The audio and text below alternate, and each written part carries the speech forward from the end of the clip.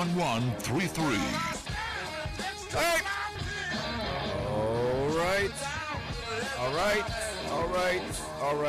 All right. Welcome in, everybody. It is Monday, October 27th. Happy birthday to my son, John, avid listener of the show. Sure, he's tuned in right now. This is the Mike Rutherford Show, presented by United Mechanical and Nexus Plus. Coming to you live from the world-famous University of Louisville College of Business Studios here in the heart of, once again, victorious, somewhat, Louisville, Kentucky. Cards fans, if you want to take your career to new heights, you can do so with an MBA from the University of Louisville. The full-time MBA is an innovative 12-month program that accelerates your career trajectory with convenient in-person evening classes.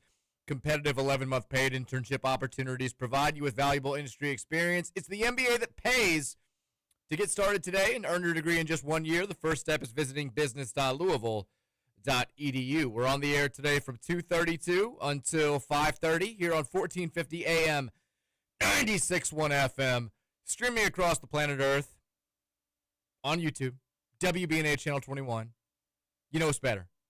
As the Big X, it's Mike Rutherford, it's Roman Kelly. It's a Monday edition of the show.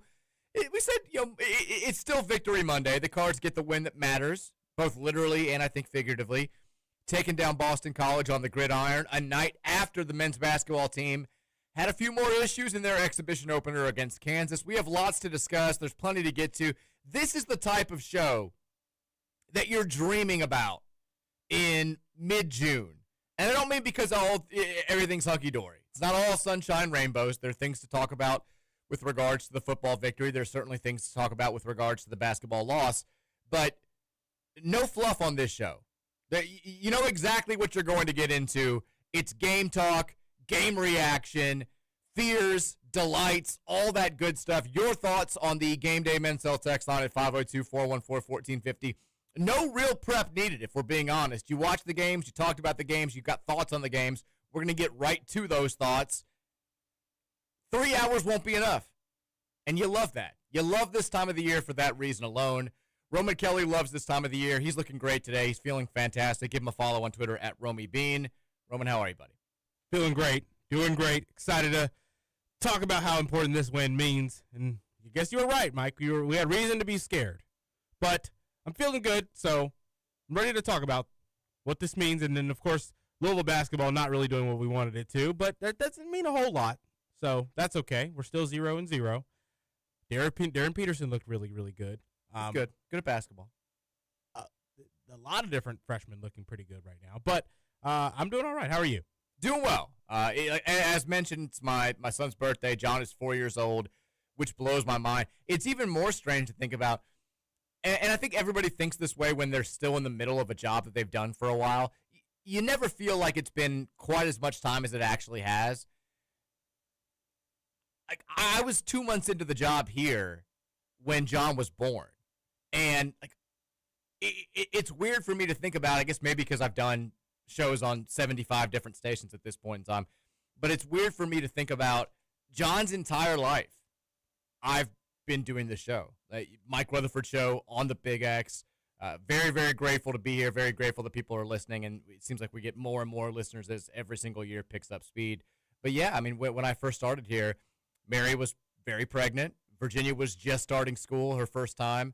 And then John was about to be born. And it's wild to look back and think, over 4 years now. 4 years plus here at the Big X. John had a great birthday party over the weekend. He got a million Stitch things. I didn't know that they created so many different Stitch toys. I think he's got them all at this point. Very excited for Halloween. Very excited for his actual birthday tonight. He's locked in. It was perfect for him because he's a big Halloween kid. And today at school, they did his little birthday celebration. Mary and I got to go in and read a book and hang out with him for a little bit. And then it was also their class Halloween party. So he got to dress up in his costume on his birthday and have like a Halloween birthday hybrid party. It was his dream scenario. So great morning for him. Great weekend for us. Lots of running around. Lots of chaos in the Rutherford household. But we made it work. It was a very, very solid weekend. Let's jump right into it. I mean, like I said, no time to spare on a day like this where you've got so many things going on and people want to talk basketball, people want to talk about football, people want to talk a little bit of nonsense, and you're like, no time for that. We've got football and basketball reaction to get to. I promise we'll get to basketball. We're not going to to neglect with a loss. But we are going to lead with the more important game because it is quite literally the game that counts on the team's record, and that's football. So, Roman, if you're good with it, I think we talk football first. Of course. Let's do it. Let's start with this because, I don't want the negative reaction from Saturday night's game to in any way, shape, or form overwhelm the positive reaction. Because there are negative things to talk about, and we'll talk about them here. But the main thing is the main thing. And the main thing is we're about to play very meaningful November football. And not a lot of teams out there out of the 136 teams that play in the FBS division can say that at this point. Maybe it's meaningful to them, but as far as the overall big picture, the overall chase, the college football playoff, there aren't that many teams that are going to step on the field and play games that matter dramatically, that have a direct impact on their chances of playing until they lose and chasing a national title. We're one of those teams. If you had asked any of us before the start of the season, maybe there are a handful of you psychos out there who are like, no, I'm holding out for the 7-0 record. If you told most of us, I can give you a guarantee that you'll be 6-1 and ranked 16th in the country when the calendar flips to November, I think most of us would have signed up for that. I know I would have. Roman, would you have? I would have. It's hard to win football games, and there are a lot of unknowns for every team. There's especially a lot of unknowns when you're relying as heavily on the transfer portal as Louisville has the past 3 years, including this year. 6-1 with a win over, at the time, the best team in college football, seeming like you're holding all the cards yourself going into the final month of the regular season. That's a very good thing. Louisville took care of the biggest thing on Saturday. They won a football game that they absolutely had to win in order to keep their biggest dreams alive. The main thing's the main thing, and the main thing is Louisville won. Were there off-the-chart Stanford game vibes? Yes, without question. I mean, I don't know what your process was like. I never had an actual freaking out moment, which is why it reminded me so much of the Stanford game. The Stanford game a couple of years ago, it was never. I never considered us losing that game until the very, very end. Until their last drive. Yeah, I mean, it was more like I'm annoyed. Oh my God, we might actually lose. Oh my God, we lost. That's how it worked, and it was the same feeling on Saturday for me. Again, I'm not speaking for anybody else, but I was just annoyed for the most part. Like I'm annoyed. Okay, we're winning. We've got this in hand. I'm still kind of annoyed. This is sort of annoying. And then like, oh my God, they've got the ball. They're only down 7, and there's 8 minutes to go in the fourth quarter. This is a little bit terrifying. Thankfully, this go round, no full-on clunker, no devastating loss. You're not covering the 25.5-point spread, but you won the game by 2 touchdowns. You even prettied it up a little bit there at the end. You made it look good. You beat a bad team by 2 scores. Not a lot of people were watching the game, thankfully. The AP voters moved Louisville up 3 spots. I'm good with that. And you look across the landscape of college football, you're seeing a lot of teams that aren't winning those types of games. You're seeing a lot of teams that are firing their very successful, or at least moderately successful head coaches a full month into the season. Our problems are nothing compared to the problems of a lot of big-time programs right now in college football. We should all thank our stars for that. We've got Jeff Brom. We're going to keep Jeff Brom. And we kind of control our own destiny. Is there a world where Louisville goes 11-1 and doesn't get a chance to earn its way into the college football playoff? Yeah, but I still feel like if you win these last 5 games, you're in very, very good shape with one of the 2 routes that we have into the CFP. There are, I think, some fears after this game. People wanted, and I understand this, people wanted to believe that this team had figured out the stuff that kept those first 5 games more interesting than they should have been and ultimately led to the loss to Virginia. You go out there, you beat Miami, you play your most complete game of the season, and then you have probably the worst team in the AACC come into your building for a 7:30 kickoff. I think a lot of people were like, all right, let's prove that this is the new team, and let's just beat the crap out of these guys. Start to finish, no drama whatsoever. Let's go out there and let's win a game 42-10 or something along those lines. And that didn't happen. And I don't think that the lingering bad feelings that are still there, I mean, All you got to do is check out Twitter, listen to a radio show, go to a message board, whatever you want to do. You'll see the negative vibes that are out there. It's not necessarily over the fact that Louisville won a game 38-24 over the weekend. It's a fear that continuing to play this way is going to bite us in the ass at some point over these next 5 games, and that we're all going to look back and say the writing was on the wall. These correctable mistakes didn't get corrected. Turnovers are a killer. Penalties can be a killer. Miller Moss not able to get it done at the highest possible level. We should have all seen this. I think that's where most of the negative emotion exists right now. It's all fear-based. Having said that, I still thought that there were a lot of good things that took place on Saturday that weren't just about Saturday, but maybe if you're looking forward to the rest of the season, could be really good things, namely Isaac Brown. I know he had a fumble again. We'll get there. But Isaac Brown going off for 200 yards, showcasing that explosive big playability. If that's the Isaac Brown you get in November, you feel like you're in pretty good shape on a week-to-week basis.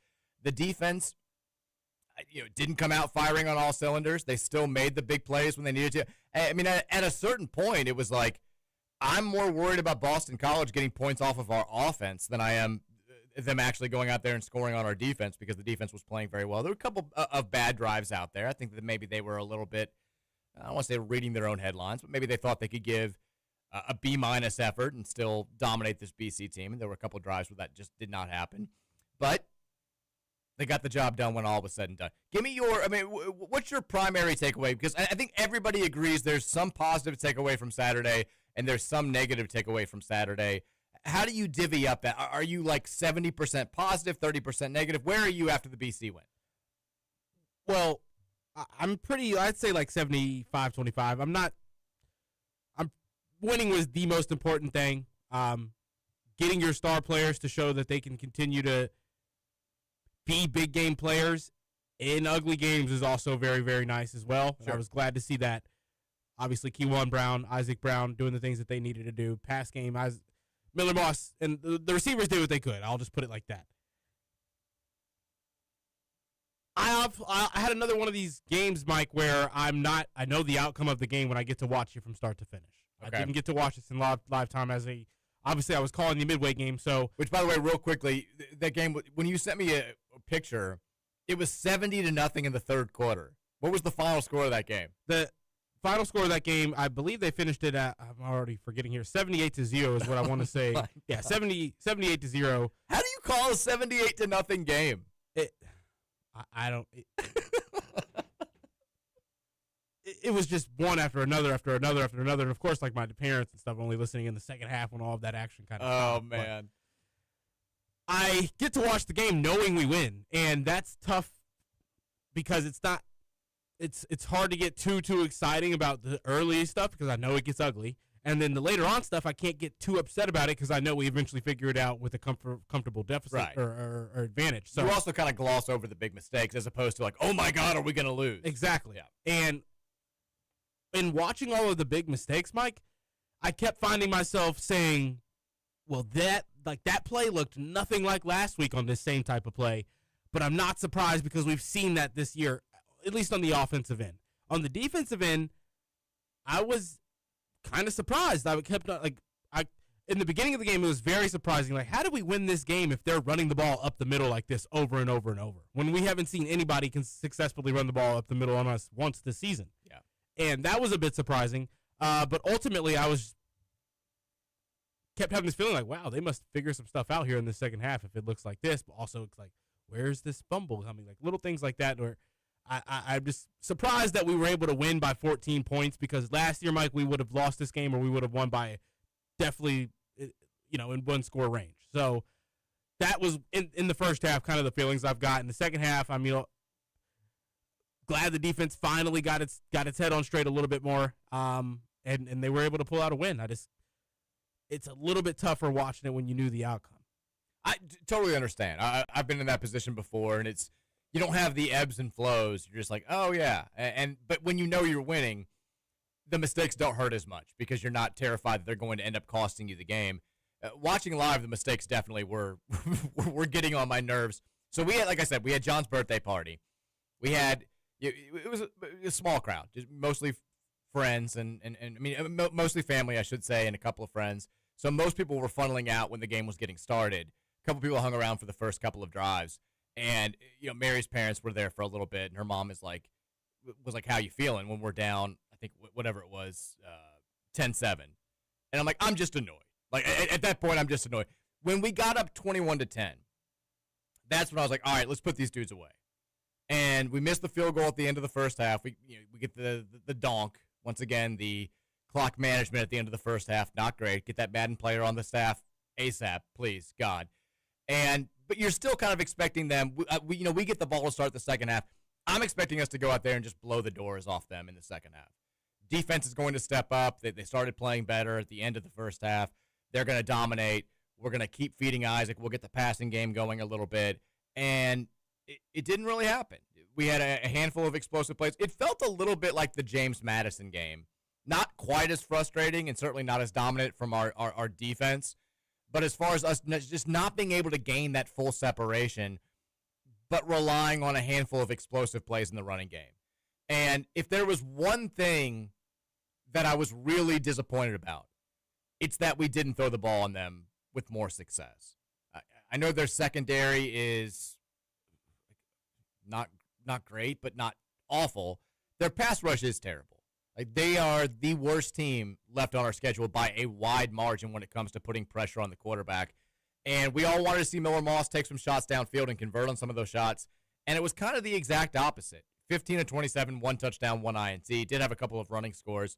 But I think, I mentioned earlier, a lot of the dissatisfaction on this Monday is fear-based. It's not, I'm pissed off that we played that way against Boston College. It's, I'm pissed off that if we play that way again at some point over the next 5 games, we're going to lose to somebody we shouldn't lose to, and it's going to wreck our chances of going to the playoff. And I think a lot of that does surround the quarterback. Let's just say, I think there's a general sense amongst the fan base that this guy's going to lose you a game at some point over the next month. Yeah. And it's hard not to have that feeling when he was not sharp on Saturday. Made mostly the right decisions. His interception lost you on. Yeah, I mean, his interception was a terrible pick. I know it got tipped, but he still threw it where 4 guys were and missed a wide open check down to Jaleel Skinner. Just, that was not great. He didn't convert on the deep shots, missed some guys that were open on throws to the sidelines, and just overall just did not look like we were hoping he was going to build off the confidence that he gained from the Miami win, and it didn't seem like he took that next step forward. And it was good enough to beat Boston College. It may not be good enough to beat Virginia Tech. It may not be good enough to beat Clemson or SMU or even Kentucky when all's said and done. We need to see more from Miller Moss, and I think there's a growing sense that maybe he's just not capable of giving you more. It's like with Jack Plummer at about the same time, and I hate to draw that comparison because people are, but it is what it is. About halfway through that year, people are like, man, is this guy going to start lighting it up? Can we get him? And you're like, he's played college football for 6 years. This is who he is. Like you've got to build around him at that point, not build toward what you hope he can become. Miller Moss is, this is his last year of college football. He's played a solid amount. He is who he is, essentially. There are little things that he can improve upon, having more mastery of the offense, getting better at looking off defenders and stuff like that. But for the most, he's not going to magically grow a stronger arm. He's not going to magically grow a more accurate arm. He's not going to magically gain a better sense of pocket presence. Things like that can be improved upon a small amount, but he's not going to magically morph from who he is right now to, prime era Chris Redmond at any point over the next 5 weeks. So you've got to kind of work around that. And the biggest way to work around that is to continue to rely on the running game. And Isaac Brown going out there, looking like his old self for the most part. Keywan Brown, could not have been more happy to see him put the final touches on that one with the long run. Yep. That's a guy who's given you everything he's got this entire season, who deserved that moment, going for 67 yards. But Isaac going for 14 carries for 205. Keywan, 10 carries for 95, which, by the way, now they're calling him Keywan again. Jeff Brom called him Keywan in the postgame press conference. I will call him Keywan Brown now until someone at the very top of the program tells me, until Keywan himself tells me that it's Keon. I'm going back to Keywan. If Jeff calls him Keywan, I'm calling him Keywan. but he ran the ball very well. It kind of feels like that's the game plan moving forward.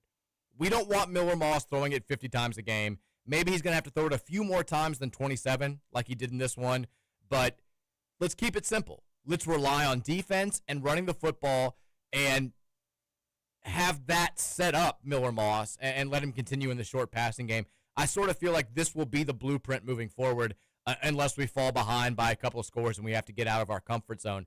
But it's just like Miller winning games for us where he's got to throw the ball 45 times. That's not sustainable.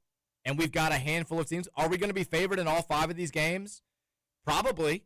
If the games were played today, I think we'd be a favorite in all 5 of them.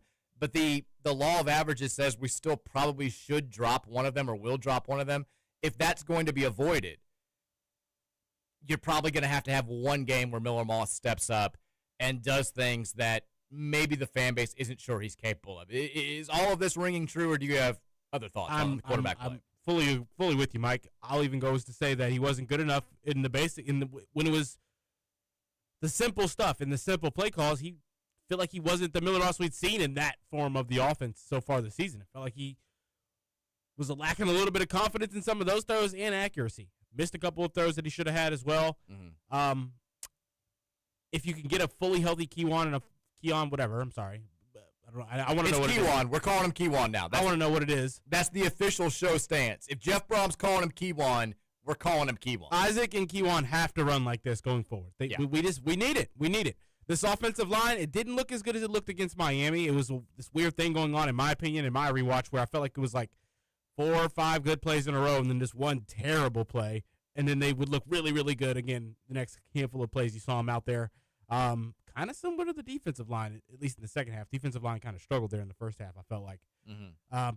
Dealing with a running back or a quarterback who's willing to put his head down pretty much anytime he doesn't see something he likes in a pass play, Mike. It was a lot of scrambles. I mean, I feel like we defended the design runs pretty well, but we changed. To Ron English's credit, we adjusted in the second half to that. Remember how much running quarterbacks killed us the last 2 years? Yes. They were kind of gouging us on those plays in the first half. We changed, and they didn't kill us at all with that in the second half. Credit to Ron English. That was a big-time adjustment. Was glad to see that, because then you finally started putting them in tougher situations in those pass plays and not allowing him to go run for 4 yards, because they were going for it on 4th down every time they wanted to. Yeah. Or every time they had an opportunity to.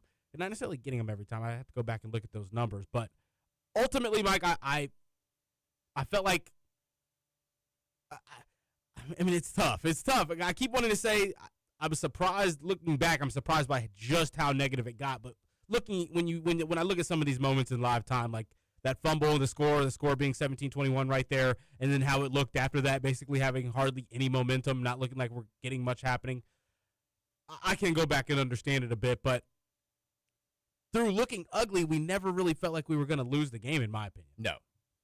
I'm with you there. There was never a moment, even when I got a little bit, you had the old Stanford vibes when it's 31-24, they've got the ball, and you're getting deeper into the fourth quarter, and you're like, oh, my God. I still expected the defense to do what they did, which was get the ball back for the offense and allow them to finish this thing off. I mean, the defense had a touchdown taken off the board, which was ridiculous. The Antonio Watts returned the most obvious fumble you're ever. I don't even think the guy was in the process of going down to the ground. The ball rolled out before the tackle was complete. I think Watts had the ball in his hands before the guy was even on the ground, and one official blows the whistle, which means that you can overturn the fumble call, but you can't actually get the touchdown, which is absurd. They had a touchdown taken away. D'Angelo Hutchinson dropped about at least 3 interceptions, right? Yeah. I mean, but he broke up a handful of passes. He played a great game. I thought he was great. I had him written down. Yeah, he played a great game, but we could have had more turnovers. We turned them over 3 times. We also gave the ball to them 3 times. But not losing the turnover battle has always been the key with Jeff Brom. It's the key for most teams. We have still going. We've never lost when winning the turnover battle under Jeff Brom, and I don't think we've lost a game where we've won the turnover battle since the Clemson game in 2022. Now, we tied in this game, which is fine, but you would have liked to have seen us minimize our turnovers because we just kind of kept giving it back to them. Like I said, Miller's pick was bad. I don't know what we do about the Isaac Brown fumbles thing.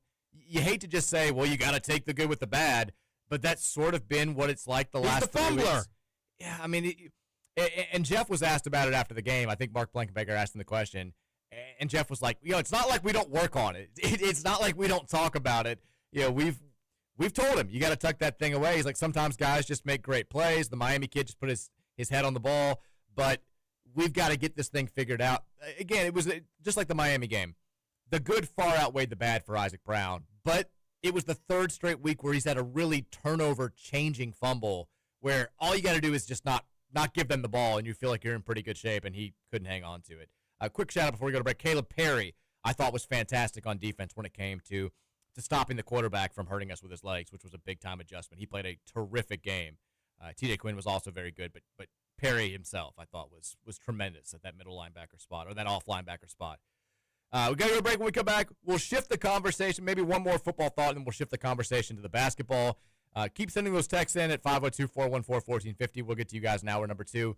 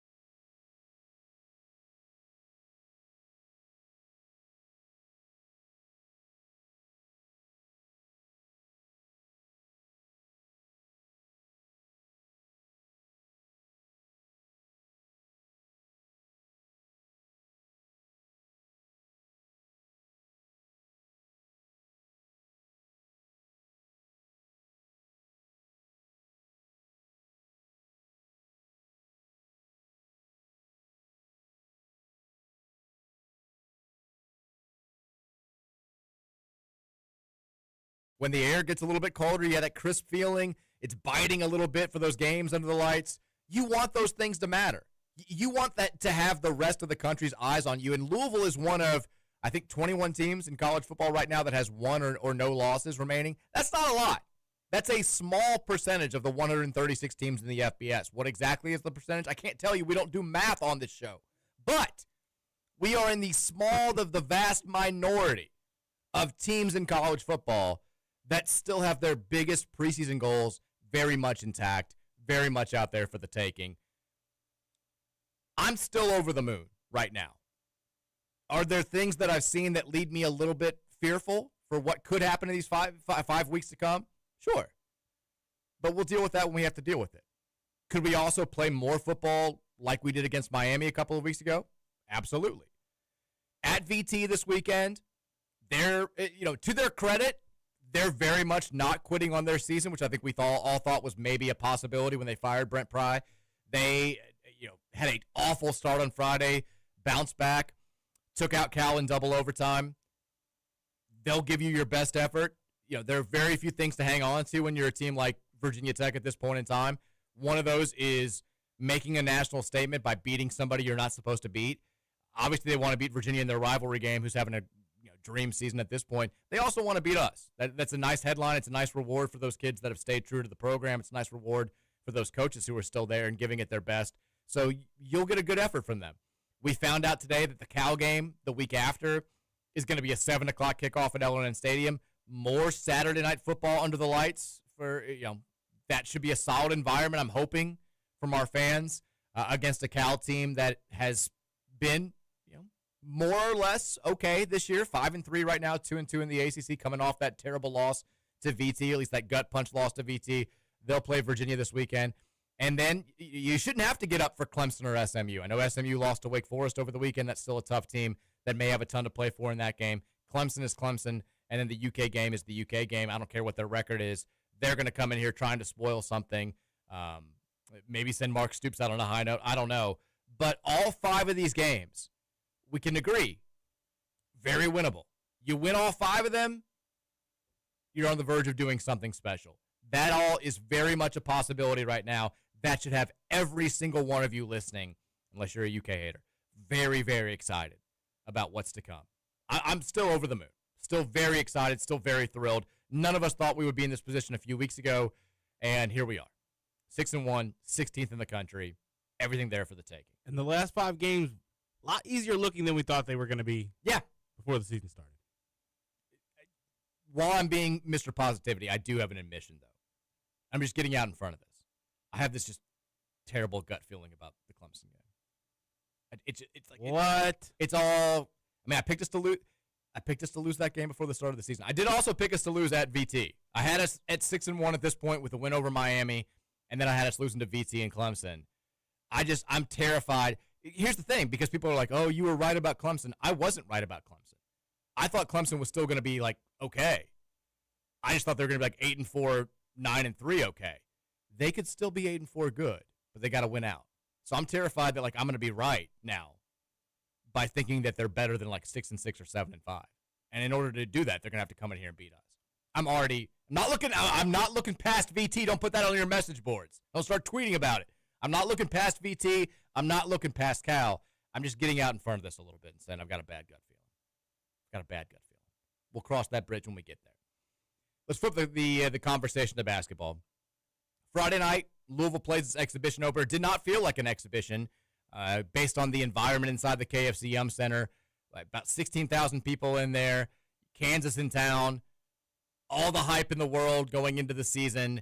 And it very much started, and I'm the millionth person to say this, it gave everybody, I think, flashbacks to the Tennessee game last year where the fan base got itself all hyped up, and the team was not there to meet the moment. They fell behind by a wide margin early on, never really battled back, never really gave the fans a chance to get into the game, and got beat by 22. This wasn't quite like that because Louisville did battle back after giving up the first 9 points of the game.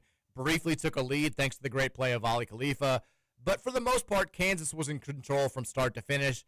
That 90-82 final score, probably not fully indicative of just how in control the Jayhawks were for the entirety of the game.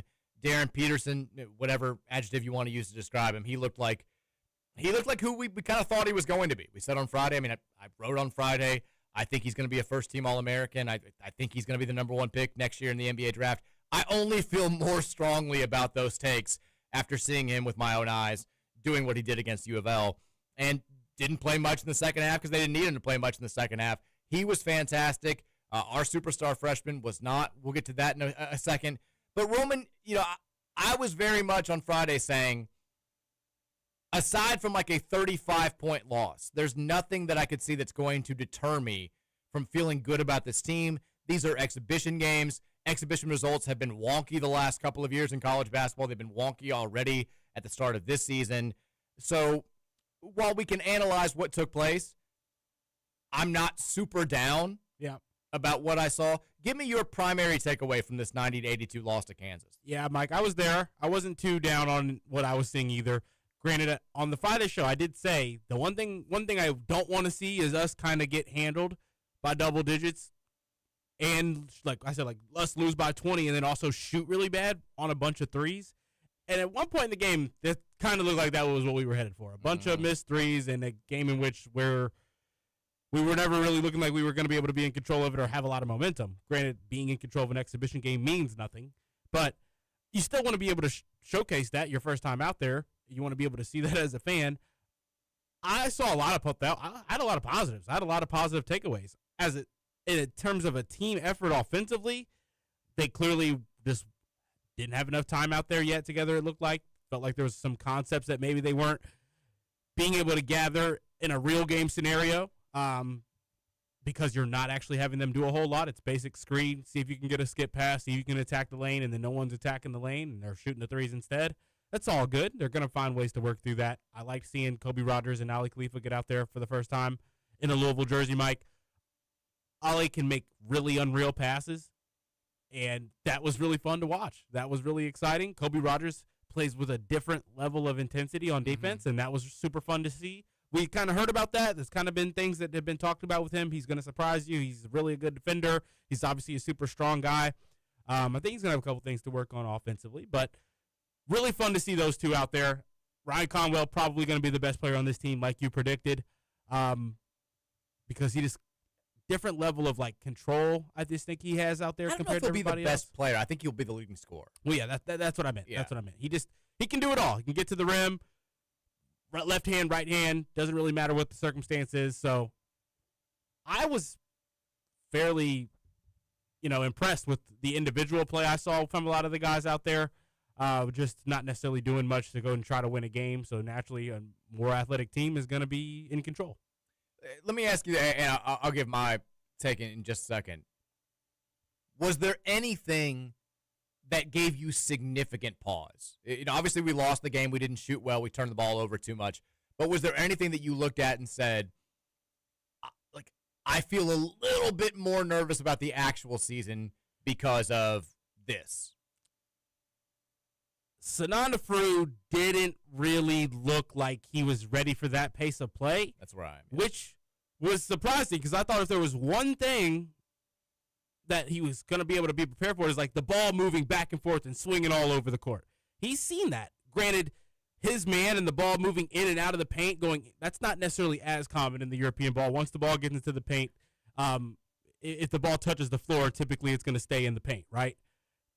He wasn't really prepared for that. He didn't really seem like he was it seemed like he was a step slow, a step behind, I guess is the best way to put it. And that's fine. It takes time.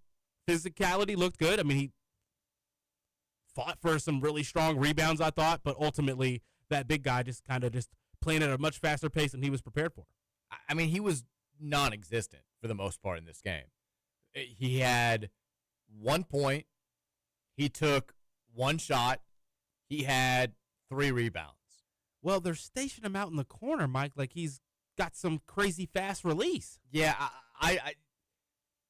you almost didn't know he was on the court when he was out there. Like you said, there were a couple times where he was fighting for loose balls, and you appreciated that, but he looked slower than I thought he was going to. He didn't look as physical as I thought he was going to.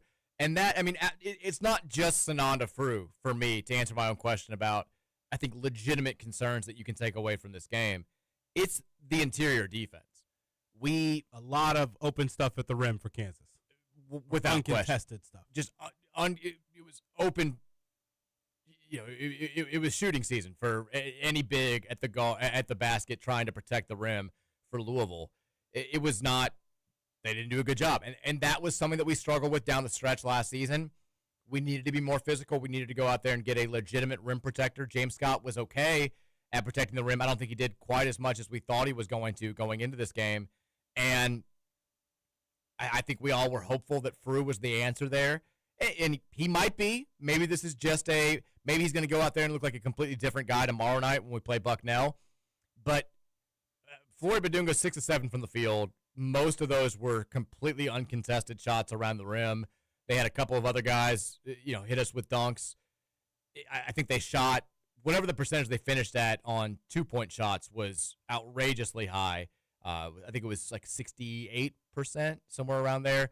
And that's a direct indicator that you don't have a solid interior presence. And it didn't seem like we did in this game. The shooting stuff is the shooting stuff. The turnovers, we were very turnover prone at the beginning of last season, and we got much better as that went on. I don't know how much better you can get at interior defense. You can definitely get better, but I don't know if it's the leap from like average to elite is possible. You got to play really hard team defense, Mike. Yeah. You got to pride yourself out there on the perimeter.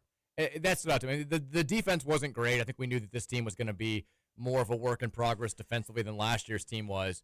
But yeah, I mean, there were lots of times where you were like, man, it was nice having Chucky Hepburn harass somebody for the first 8 seconds of a possession because Michael's not that guy right now. And he's probably not going to be that guy at all this season. We're talking about the ACC Defensive Player of the Year and one of the best on-ball defenders in recent college basketball history. You lose him, yeah, there's going to be an effect there. We shot 11 for 38 from 3. We didn't shoot particularly well inside the arc either. We shot 33.3% from the field overall. 20 turnovers. Free throws are what killed me. Free throws were terrible. We ended up being okay, but at one point in time we were like 60%. Yeah, awful. We finished 29 of 39. Is that right? Which isn't terrible, but early on it was very bad. I was surprised we didn't shoot the ball better. I don't think it's, Isaac McNeely's not going to go 2 out of 7 most games. Ryan Conwell's not going to go 3 out of 12 most games. This may be hopefully it's one of the worst shooting performances we see from this team this entire season. But all of that stuff, didn't it remind you a ton of just like the first month and a half of last season? I mean, it felt exactly like the Tennessee game a bit. Yeah. I mean, the turnovers, the bad shooting from the outside, I thought this guy was supposed to be a good 3-point shooter feel. No assertiveness on the offensive end with the ball handlers. Yeah, there was this general sense from the team, I think, that guys weren't 100% confident in their roles. And that'll improve. That'll get better. It just looked ugly at times in this game. And, we've got to – there were certain shots that Kansas made, particularly from Darren Peterson, where you're like, all right, what are you going to do? There also were times where he'd made 5 or 6 already, and we're just leaving him wide open. I mean, Michael's swiping at a guy for no reason and leaving Peterson wide open for a 3. That's there are certain things that you can forgive. That's one of those where you're like, you can't do that anymore, man. It's not high school. You can't get away with that. You need to stay on the shooter at that point in time. Why these kind of exhibitions are cool. For sure. And this team will learn from that. It's a tough lesson. I'm sure a lot of guys were disappointed. You had a buzz in the building. It was a very solid crowd. They were thrilled that, and you went out there, and then immediately the air gets sucked out of that building with Kansas scoring the first 9 points. And the crowd was kind of willing them to try to get back into it, and they couldn't. I'm sure there's some guys that are embarrassed that was the fan base. That was their first glimpse of the team. Hopefully this just resets everybody. Hopefully everybody refocuses, and now they've got a better idea of what's going to be asked of them this season if they are going to be a legitimate Final Four type team. Because they didn't look like it in this game, nor would you expect them to. But it's also not like Kansas was perfect. They're very much a work in progress as well. But they looked better than we did. Now, I almost called this game right on Friday. I said 87-82 Kansas. We had one Kansas 3 away. I also said Kentucky was going to win by 10. They won by 13. So all you UK fans out here listening, just know that I called it. I don't hate the setup that we have now going into the UK game. Can I just say that? It sounds like sour grapes, and if we go out there and we get beat, obviously we'll have to eat the words. I don't hate the idea that UK fans now, like, they all think they're going to win the game.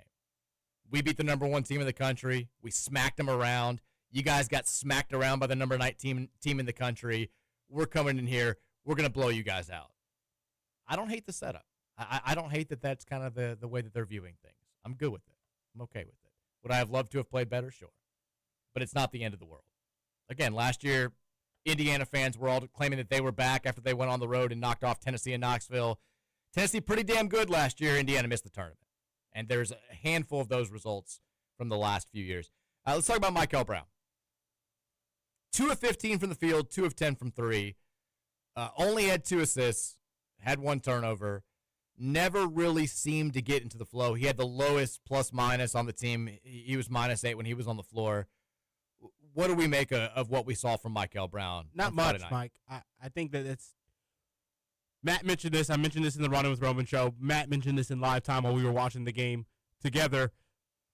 As soon as Darren Peterson made a few of those threes and our offense was kind of seeming like just passing and moving out on the perimeter wasn't going to create anything, Michael kind of felt – it seemed like he was like wanting to take matters in his own hands and 100%, yeah. Kind of match the level of play that Peterson was showing, because – one thing I will say, the first handful of baskets for Kansas and those threes, that first couple of threes for Peterson, Kansas didn't really look good either. They had a couple of handful of clunky plays that just ended in contested threes that went in for Peterson.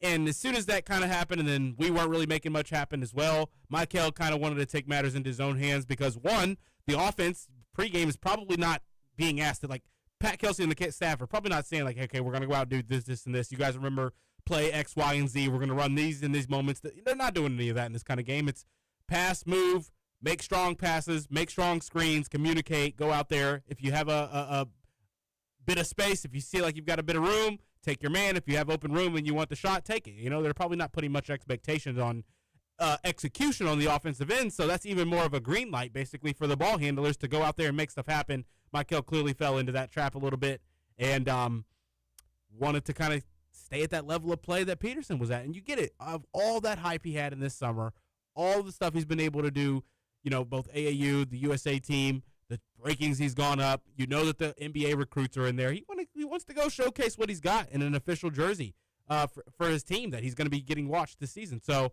I'm not mad at it. I also think that it's just easy to do that when you know that there's not an expectation on the play calls out there. So, or not easy to do that. It just makes sense why he got into those moments where it's dribble, dribble, dribble, shot, rather than pass, move, try to get open, quick release after a small screen. Little things like that he could have done that he wasn't doing. I mean, I had the same takeaway. I think this will be good for Michael. I know he's probably – I don't know the kid personally. We've had him on the show. We talked to him a couple times. I don't know how much he's paying attention to what people are saying about the other guys that are projected top 10 picks in the NBA draft. So maybe he's not paying any attention, but a lot of people are pointing out, Cam Boozer put up ridiculous numbers in both Duke's exhibition games. A.J. DeBonsa put up ridiculous numbers in both BYU games. Peterson was obviously fantastic against us. Michael was not good, and that got pointed out. I think what he's got to realize, look, he's a good shooter who's now playing in a three-point heavy offense. A step-back three that's at least moderately well-guarded, that should never be option one for him offensively. That's not where his game's going to thrive. We need him getting to the basket. He's going to have to get better at finishing around the rim. That was one of the knocks on him coming here. You saw him miss a couple of layups in this game. I know they were altered layups, but still, like, you got to finish those if you're going to be an elite point guard in college basketball and certainly at the next level. But get to the rim. Collapse the defense. Create shots for guys like McNeely and Conwell, and then let your threes be a product of the offense. Let them be catch and shoot threes. He took way too many, just barely getting into the flow of the offense. And like, if you're open in those situations, by all means, let it fire. But he was taking challenge shots where he was fading away, and you could tell from the trajectory of the shot there was no chance of them going in. But what was killing me, Mike, is that he was taking those in moments where he's getting the ball, where he's receiving the ball. If you just go up right there, Michael, as someone who does elevate pretty high on your jumper already, that was where you had the most breathing room.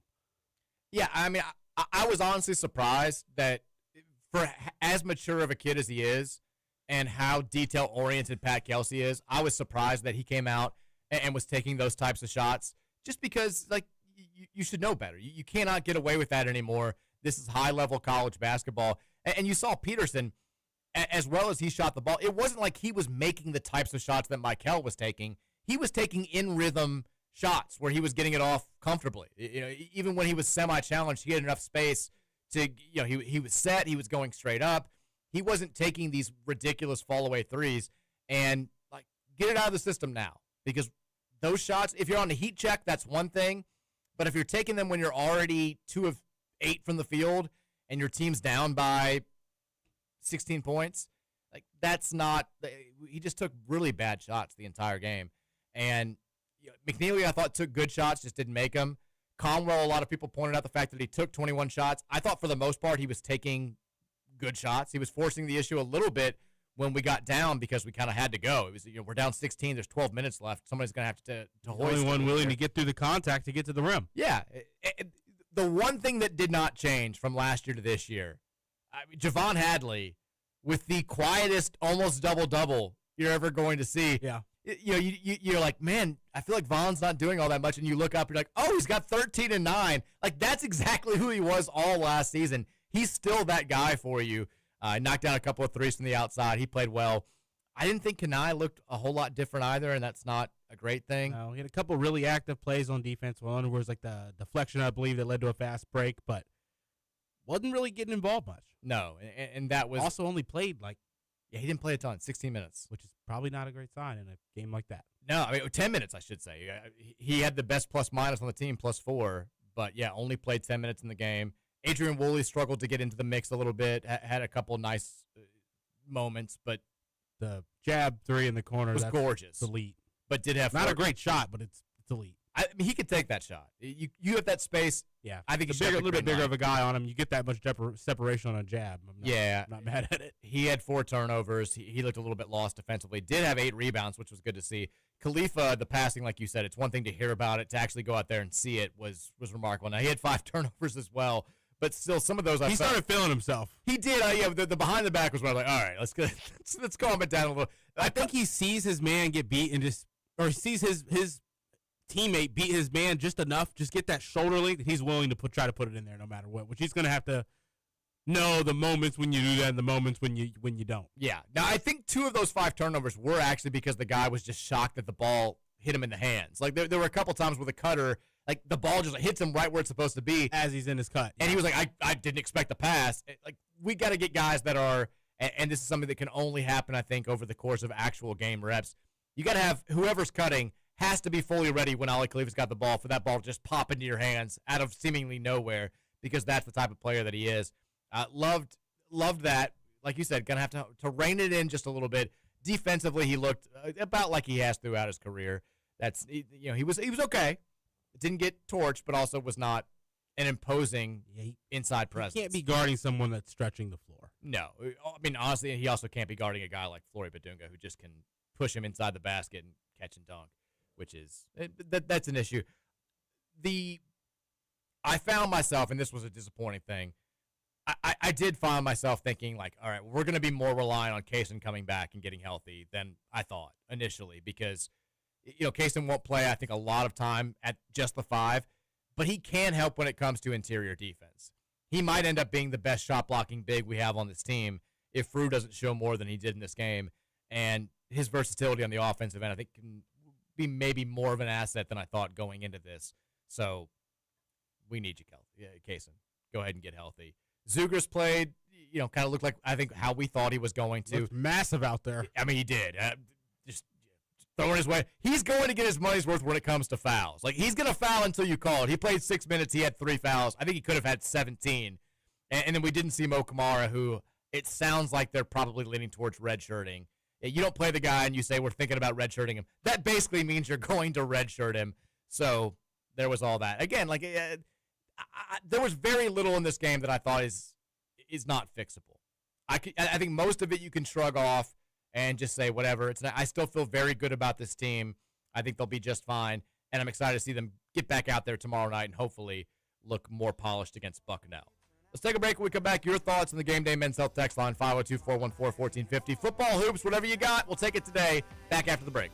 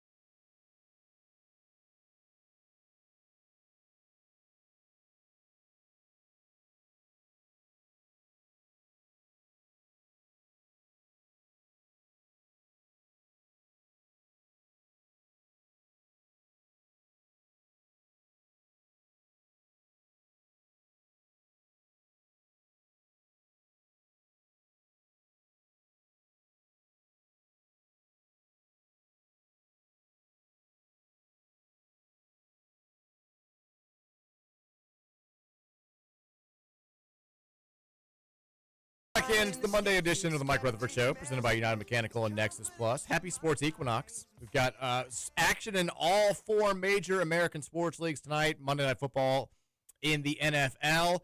Couple of games in the NHL. Full slate in the NBA. And then World Series Game 3 tonight between the Blue Jays and the Dodgers. Lots of stuff to get excited about tonight. Lots of stuff to get excited about here as it pertains to the University of Louisville Cardinals as well. Also want to remind you guys again, United Mechanical and our guy John Burke, Louisville's MVP for commercial and industrial HVAC, electrical plumbing, and refrigeration services. Give them a call at 502-339-1133 or visit them online at UnitedMechanicalInc.com. Roman, how you feeling about your boy Austin Reeves after that 51 burger? 50 piece. Should have been a 50-point triple-double. Drake LaRavia sold him there right at the end. It's classic Wake Forest basketball right there. Classic Wake Forest. But yeah, Mike, just another success, a rare success story you see in the NBA. Undrafted, was a fifth-year college player, actually, I think. Yeah. This was not even his first G League team. I believe this was his second G League team, I want to say. Maybe it was his first. But now a 50-point scorer about to be due for a really nice payday. Probably, I mean, at this point, I feel like he's like a top 15 guard in the NBA, maybe top 10. I saw some things, people saying crazy things last night, like there's only 4 guards better than him, which that seems outrageous. I'd have to go through and look. I mean, Shea, Luka, Donovan, off the top of my head. Brunson, that's another. Edwards, that's another right Who's there. hurt now for 2 weeks, apparently. It's not good. Not good news there. Your boy's 2-1 now after that slow opening night, though. No Luka. Feeling good. Getting that momentum going. Yep. See if they can get the job done again tonight. I think we've got Trailblazers tonight. So we'll see how it looks next. No Luka these next couple games. Couple of updates before we go to you guys on the Game Day Men's Health text line at 502-414-1450. Jeff Brom talked to the media today with the standard Monday press conference. Gave a couple of injury updates. So Duke Watson did not play in this game. There's, the requisite rumors about what's going on there. We know he was injured 3 weeks ago in the game against Virginia. We saw it. He was hurt before the game, got hurt early in the first half, looked bad, came back out. Brom updated his status today and said, we'll try to get him back in practice this week. It's too early to tell. I'm always hopeful, but it's too early to tell. That doesn't sound overly promising to me. Basically he hasn't practiced since the Virginia game, which now is with the bye week, almost a month ago. And then saying like we're hoping we get him in practice, but we're not sure.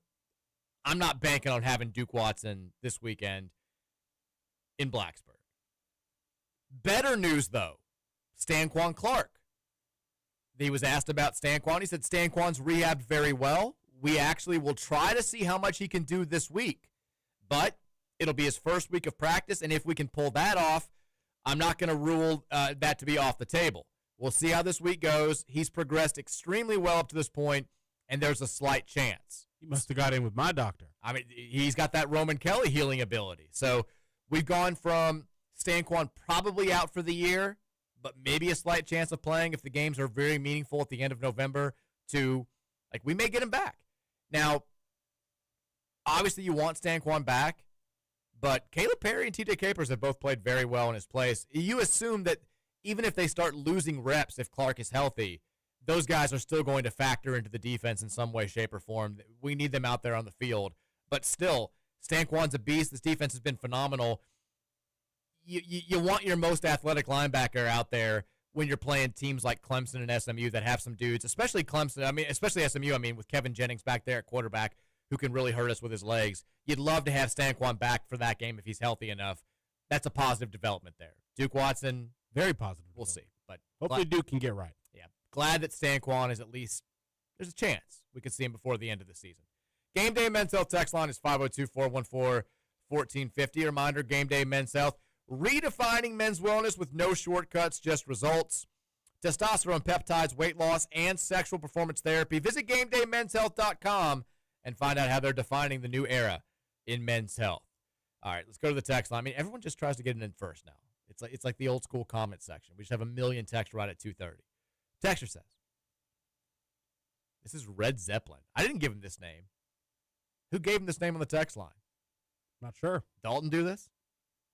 By the way, Mondays with Dalton Pence, 5:30 to 7 today. Keep it locked right here. More U of L sports talk after we're done. He said Isaac Brown is similar to Russ Smith. They both did/do a lot of positives, but also will do something very negative. By the way, on the scoop and score, an official blew his whistle before the scoop and score. Therefore, it's a dead ball when the whistle occurred. I think this was during your show. Yeah, it was. What do you make of the Isaac Brown-Russ Smith comparison? The feelings that you get are kind of similar there with that take. I feel like the positive you get from Brown right now is more, it feels a little bit more significant.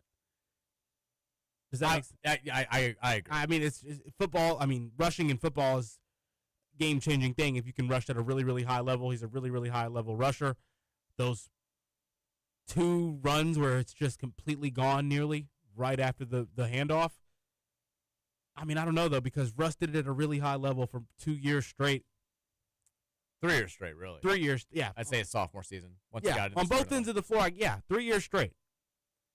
It's tough to compare. I understand where you're coming from. Because the negatives with Isaac are a little bit bigger than Russ's negatives, too, but that's basketball. Well, there are more of them. Turnover in basketball is not as bad as exactly. That's where I was going to go. There are more of them with Russ because you're asked to do more.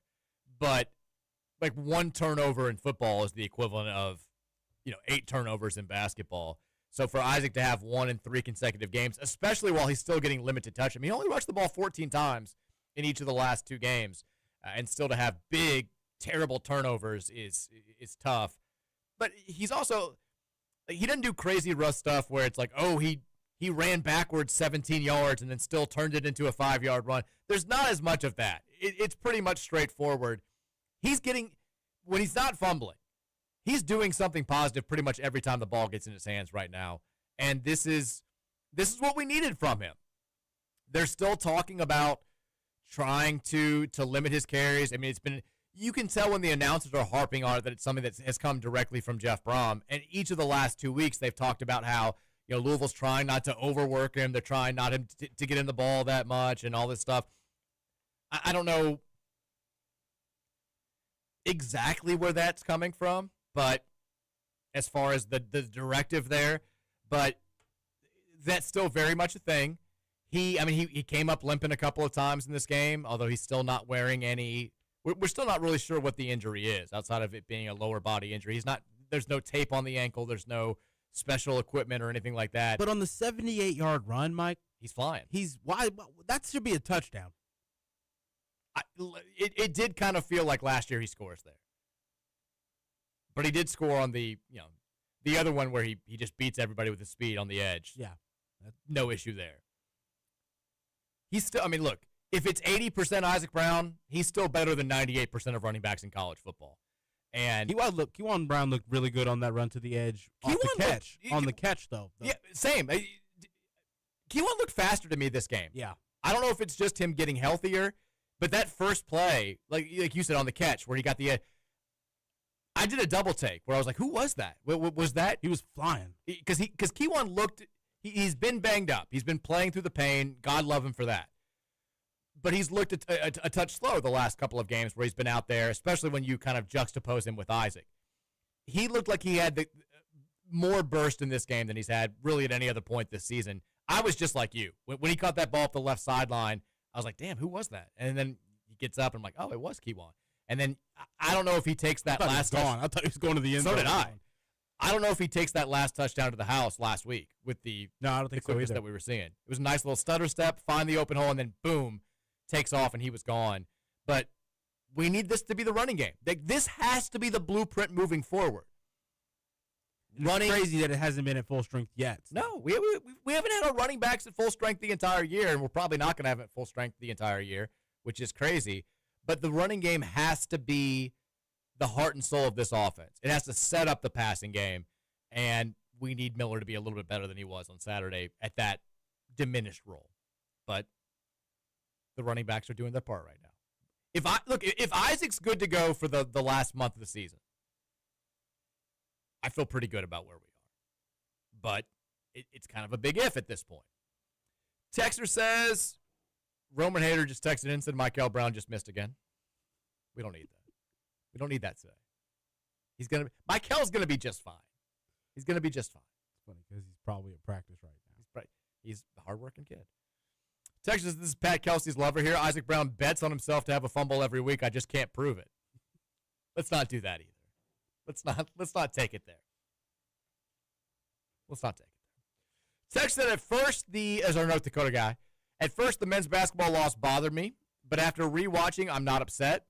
Kelsey's teams rely on his offensive sets getting guys wide open shots. Just look at the number of open shots he produced last year. It was one of the top in the country. We didn't show any of that on Friday. Most shots were contested. You can say that's Kansas playing good D, but we were basically without our best offensive strategy. And defensively, we had to deal with Peterson, who took advantage of the fact that we were basically playing pickup ball on defense. Michael will loosen up. We'll hit some shots. Interior D will look better in actual games where we scout the opponent. Go Cards. I fully agree with this Mike. With that being said, when you play really basic basketball against a team that isn't staying home on their opposite on their matchup, quite literally helping on every ball handler, you should be. You get into the paint as much as you can. You draw the closest next defender to him, and you pass it out. And if that's your game plan, then shoot that straight away from there. Yeah. I mean, play pickup basketball. Then we were not really attempting to do hardly anything. It felt like. No, I expected that to be the flow of the game, and I actually thought it would suit us better than it would suit them, just because I think that we'll do more of that in the actual season, where it's get the ball and go, and then take a quick shot in transition. The problem was they were making so many shots that we weren't able to get out in transition a ton. There weren't a bunch of, especially from the outside, there weren't a bunch of long rebounds, get out, have a 2-on-3 advantage, and find Isaac flaring to the right wing for an open three. So we couldn't really get going because they were just kind of scoring at will on us, which is not ideal.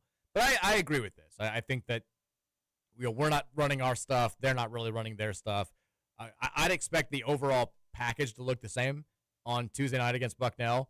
We're not going to run a lot of our half-court traditional stuff. We're going to run our base install, and hopefully that'll be enough for us to look much, much better offensively against a weaker opponent. Texture says, Tampa card here. Our basketball team won't be elite this year, but we will be fine. Biggest complaint or takeaway from the Kansas exhibition game is that we don't have any athletes on this team and will struggle on defense. I'm so tired of watching U of L teams that are undersized and outmatched athletically at every position. Please go find some athletes that can dunk so we don't have to hit 25 three-pointers a game to win. Now, I mean, I agree. Watching this game, you noticed a athletic deficiency for Louisville. Having said that, Kansas made it a point during the offseason to go out there, and Bill Self has said this a number of times over the past few months. They wanted to get better athletically. Like, that was their main goal with their ads from the portal and from the freshman recruiting class. So that is going to be, I think, one of the more athletic teams in college basketball this season. Having said that, we're not going to be one of the most athletic teams in college basketball this season. I was hoping that Woolley would help out in that department a little more than it looks like maybe he'll be able to. Frew as well. Kenai Roots is probably our most athletic guy, and he didn't really factor in this game at all. Michael is certainly very athletic, but it does feel like another year where against the best teams on our schedule, we might be at an athleticism disadvantage, Roman. Yeah, Kansas and Duke. Don't know what the skill looks like on those teams altogether outside of their top guys right now, but I do know that the length and athleticism is definitely prevalent on teams like that. I'd have to go look at Arkansas, what their fifth, sixth, seventh best guys are looking like right now. They got some dudes. But I'm pretty sure they have that's just Kyle Perry. He likes athletic wings. That's his thing. I'm sure he brought a couple in. So non-con schedule could be a little bit interesting in the rebounding and department, a couple things like that. I mean, I watched a decent amount of Indiana-Baylor, which, by the way, Indiana won with a layup in the final seconds by the Tate Conaway kid. Baylor's not supposed to be very good, right? I thought they both looked better than I thought they were going to at this point of the season. I was pretty impressed by both those teams in the game. I think Indiana's going to be a lot better than people are giving them credit for. Baylor, I think, will be okay. But it's nice that this happened before the season this year. We mentioned the comparisons to last year's Tennessee game. It's nice to get this hopefully out of the system in the exhibition season where it doesn't affect your record, because we got to be ready to go. I mean, Cincinnati beat Michigan in an exhibition game. They also lost to Arkansas by 28. But that's a team that can beat you if you're not playing well in November. We know Kentucky's coming in November 11th. We've got to take care of business in the 6 quote-unquote bye games. You can't afford to drop one of those. But we all think the ACC is going to be a lot better. We're not 100% sure. And if it's not, God forbid, you got to have that non-conference resume to really prop you up throughout the entire season to be there in March. I mean, we didn't win our biggest non-conference games last year. We went 18-2 in the ACC, made the ACC tournament championship game. We were an 8 seed. And it was because we didn't win the biggest games on our schedule in November and December. It's later than you think in college basketball. This team has got to be ready to go from the jump, and hopefully this experience against Kansas on Friday night will kind of jumpstart that process. Texture says, this is Dave, teacher from Jeffersonville. Big win for volleyball. We beat conference undefeated North Carolina. Big win for football. Big mistake by me during the tailgate. I didn't even make it to halftime, guys. I'll do better next time. chance to redeem myself versus Cal with a 7 o'clock kickoff. Anyway, it's the sports equinox, so DraftKings boost. Let's punch some tickets. It's a tough look for Dave. That is tough. Didn't even make it to halftime. Dave's still a young guy. He's a teacher, so maybe he's wise beyond his years. But he's still a relatively young guy. But not making it to halftime is... Had too many drinks at tailgate, Mike. Can't do that in the night games. It's not great. Not great. That's a bad moment. The night game key at the tailgates, I feel like, is, you get out there at 4:35, you keep it really casual right up until about 7:15, and then you shotgun 3 or 4 beers. A lot of people were upset with the fan base overall in this game. And I get it. I think the reaction is not just based on the fact that we had 50,000 fans at a homecoming game where you're coming off the win over Miami. I was expecting it to be a little bit more, but people were upset that pretty much the entire fan base left at the beginning of the fourth quarter when the team was up by 14. And it was definitely disappointing to see the lack of butts and seats when it's you have a top 20 team up by 7 in a conference game at 11 o'clock. Now, the game did drag. It felt like the longest game of all time. I know you weren't watching live, Roman, but my God, at one point in the third quarter, I was like, Jesus. I mean, is this game going to wrap up before midnight? We kicked off at 7:30, for God's sake. It was like a 4-hour football game. Well, Mike, every single review was about a minute after the play, about 5 seconds before the next play was about to start. That's when they decided they were going to go to a review. And when they went to review, it took them an extra 10 minutes than normal for the average. And it was so odd. Review. Half the reviews were the most obvious. Like the one where the Boston College kid, clearly the ball bounced like 3 times before he scooped it up and they called it a catch on the field. You're like, all right, this should take 5 seconds. You don't have to respot the ball. You don't have to redo the clock. Like, it's an incomplete pass, 3rd down. And they're sitting there like, what are you looking at? What are you talking about? How is this taking 6 minutes to figure out? I was so tired by the end of the game. I wasn't like Dave, but I did probably have start a little too fast with the drinking at John's birthday party. I was feeling I was ready for bed by the time the game was wrapped up, and it was just like, good Lord, this is a long game. And I guess the fan base was feeling the same way because a lot of empty seats in the fourth quarter, and a lot of people unhappy about it. I don't love it. It's who we are as a football fan base. We have the same complaints every single year from the diehards, and I know how frustrating that is to look around and see other people not doing what you feel like we need to do to be a big-time football fan base. But this is how it is every year. Hopefully, if this team keeps winning, they'll get the proper reaction from the fan base. I mean, you get Cal. If we beat VT this week, we'll be a top 15 team. Second week of November. I know Cal's not an overly sexy opponent, but my God, it's a night game in November when you feel like you're playing in a playoff elimination contest. Would love for the fans to show up, have the biggest crowd of the year, and have them stay locked into it. I think the Clemson crowd will be great just because it's Clemson. This fan base shows up for big-time events. They show up for big-time games. You don't have to explain to the non-diehard fan that Clemson is a big name in college football. They know all about Clemson. They probably have no idea that they've already lost 4 games that Dabo's done. But they'll show up for that game. And then Kentucky's Kentucky. Especially if you feel like you're playing for potentially a spot in the playoff, I would hope that crowd will be very good, even if it's super cold on Thanksgiving weekend. Let's show up, let's show out, and let's give props. I mean, look, you got Jeff Brom's name being floated all over the place for Florida and LSU now being open and all this stuff. We're one of the few fan bases in America right now that seems to be pretty happy, pretty content with our head coach. Would love, I don't think he's going anywhere. I don't think he would entertain offers anywhere, but let's not give him a reason to. Let's go out there and let's show him that we're very appreciative of the fact that we've had 3 consecutive very good seasons under our new head coaching hire. Texter says, Dave also said, Mike, I have an issue with you specifically. I'm about to join that guy who wants to beat you up because you personally slighted me. You went to Parlor Pizza in New Albany, yeah? So tell me why they got rid of 1, the queso dip, 2, the sriracha barbecue chicken pizza, and 3, the hazy hipster.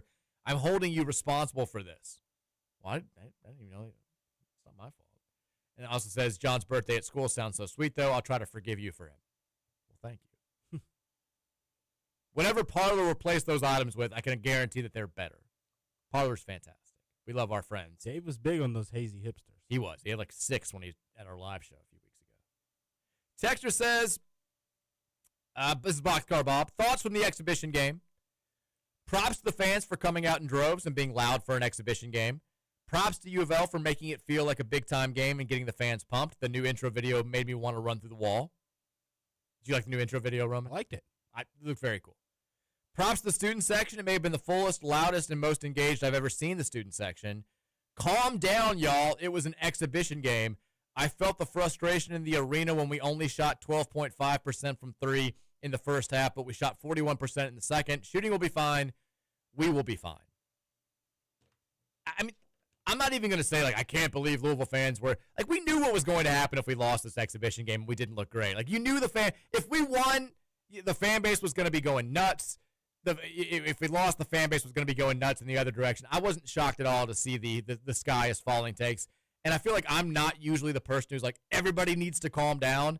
But I definitely on this occasion was the everybody needs to calm down type guy. Not that anybody listened, but I still was going to say.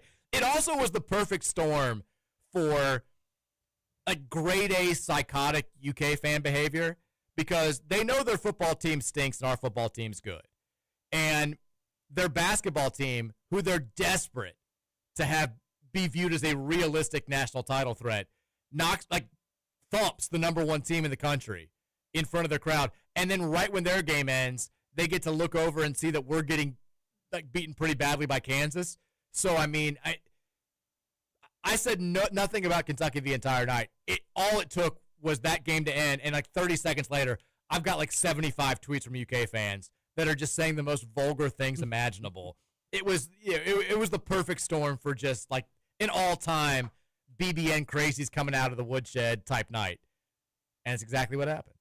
They also were doing, like, I was getting chirped at during the football games on Saturday night about basketball from UK fans. I was like, isn't your team playing like your second biggest football rival right now? What are you guys doing?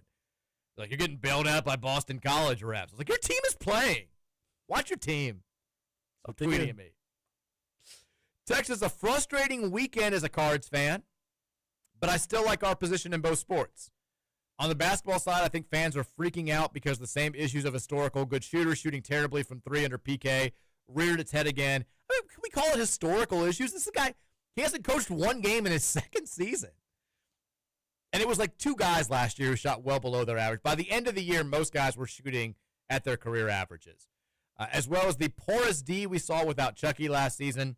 On football, it was a rocky win and less concerning. Mostly just annoyed. Virginia is the luckiest team in football their past 4 games. Overall, I think everything will sort itself out. We have a top 10. In basketball, we will have a top 10 resume. We'll win out in football, and Virginia's charmed run will end. Well, if you think that's going to happen, then there's no reason to be upset at all. Virginia is the luckiest team in college football this season. I mean, they have the same game, it feels like, every single week. This was not a great weekend for us if you're looking at a rooting guide for the ACC. No. But it wasn't supposed to be. Most of the teams we needed to lose were heavy favorites. SMU did get 1 loss, which could help us. I don't know, tiebreaker purposes. I know we play them so we can take care of them ourselves. But you had Virginia remaining undefeated by literally 3 inches in overtime. Miami thankfully woke up and pounded Stanford. That would have been a bad loss for all of us. Georgia Tech had no issue whatsoever in their game. Pitt pounded NC State. I still don't think it's going to happen, but we're getting closer and closer to the most ACC thing of all time, which is a Virginia team that nobody thinks is any good going out there and playing in the conference championship game over a top 10 Miami, maybe a top 10 Louisville team, despite having a non-conference loss to one of the other worst teams in the ACC and NC State. It's almost too ACC for it not to happen. I'm also growing less convinced that Georgia Tech's going to lose. I don't think that they're that great. Abelson said they're losing to Duke. Well, they don't play. They've already beaten Duke. So, or was it Virginia? Virginia has to play Duke. Yeah. Okay. Virginia may lose at Duke. Georgia Tech's got at NC State, at BC, home versus Pitt. And the worst thing for the ACC is if they go 11-0, undefeated in the ACC, and then they lose at home to Georgia by like 35 points in the final week of the regular season. Would not be a great look for the conference. But I'm growing more and more convinced that they're going to skirt their way. They're not beating anybody convincingly besides Syracuse this past weekend, but we're going to need some help to get in the conference championship game. Just give us that one loss, and we're in good shape. More from you guys on the text line after the break, 502-414-1450. Keep the thoughts coming. We'll read more of them after the break here on 1450 and 96.1 Big X Sports Radio.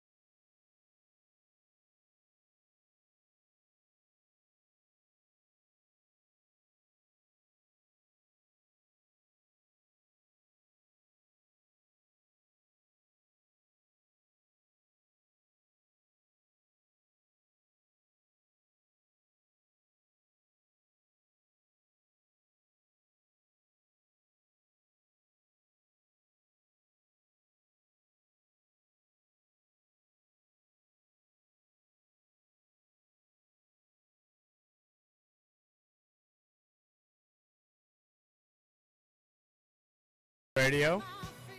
Mike Rutherford, Roman Kelly here with you as we react to all the action from the weekend that was in the world of Cardinal sports, namely the football win over Boston College and the men's basketball loss to Kansas in exhibition play.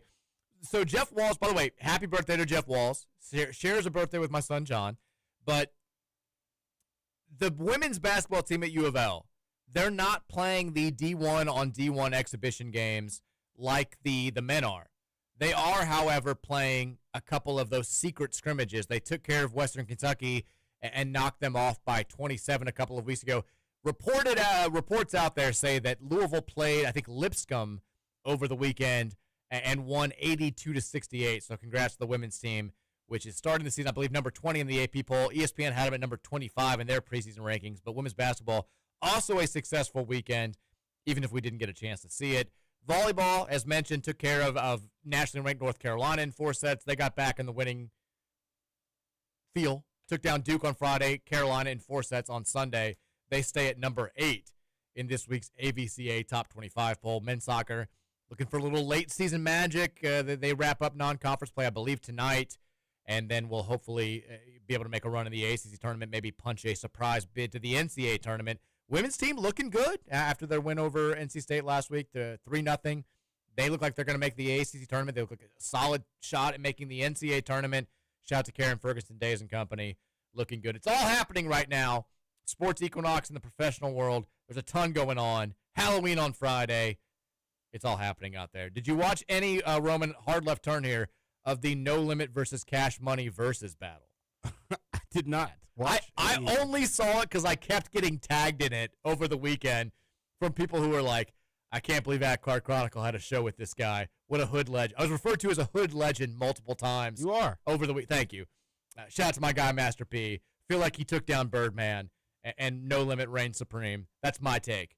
If you have opposite thoughts, let us know on the Game Day Men's Health text line at 502-414-1450. Was it on TV?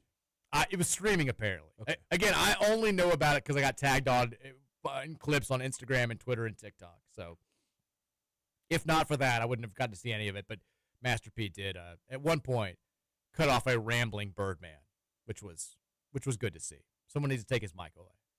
Birdman Daddy flies in any weather. Probably shouldn't be, though, at this point. Sports Illustrated has a ranking of all 365 college basketball teams for the upcoming season. Props to Kevin Sweeney and company. I can't imagine how much legwork this takes. But, Roman, give me a guess on where you think they have Louisville. Now, they said that they took the exhibition game into consideration here. Where do you think they have Louisville? 17th. Higher. 13th. Higher. 10th. Higher. 8th. 8th is correct. Kevin Sweeney says this: if you're making a list of college basketball's league pass teams, i.e. the squads you'd pay extra to watch every night, Louisville would have to be on it. Pat Kelsey's style of play, paired with this amount of shooting and playmaking, could make the best version of this team an absolute joy to watch. Whether a team this reliant on the three that might not be great on the defensive end can seriously contend for a national championship remains to be seen, but it feels foolish to bet against Kelsey after his year one magic. I feel like that's fair. I'm not mad at that. Not mad at that at all. Thought they were going to be down on us off that exhibition potentially. I did a little bit too, but they didn't. They have Kentucky at number 10, by the way. Direct all your hate mail to k.sweeney at sportsillustrated.com. Kansas, they did bump them up a little bit, he said, to number 11. Where'd you say they had Purdue? They don't have the top 5 released yet. They've got teams 365 through 5. Take it back. They've got Purdue at number 5. Good. Ooh, they haven't released the top 4 yet. That's a man after your own heart, Roman. Purdue at 5. I don't know, retweet. Let's go back to the Game Day Men's Health text line, 502-414-1450. Lots to get to from you guys. Don't want to leave anybody out. Let's get back to it. Texter says, did PK not learn from the injury bug biting us in the butt last season? We had 13 scholarship players last season. 2 were medical redshirts. This season we have 12 scholarship players, and now reports are that they intend to redshirt Mo Kamara. Those situations give us 11 players.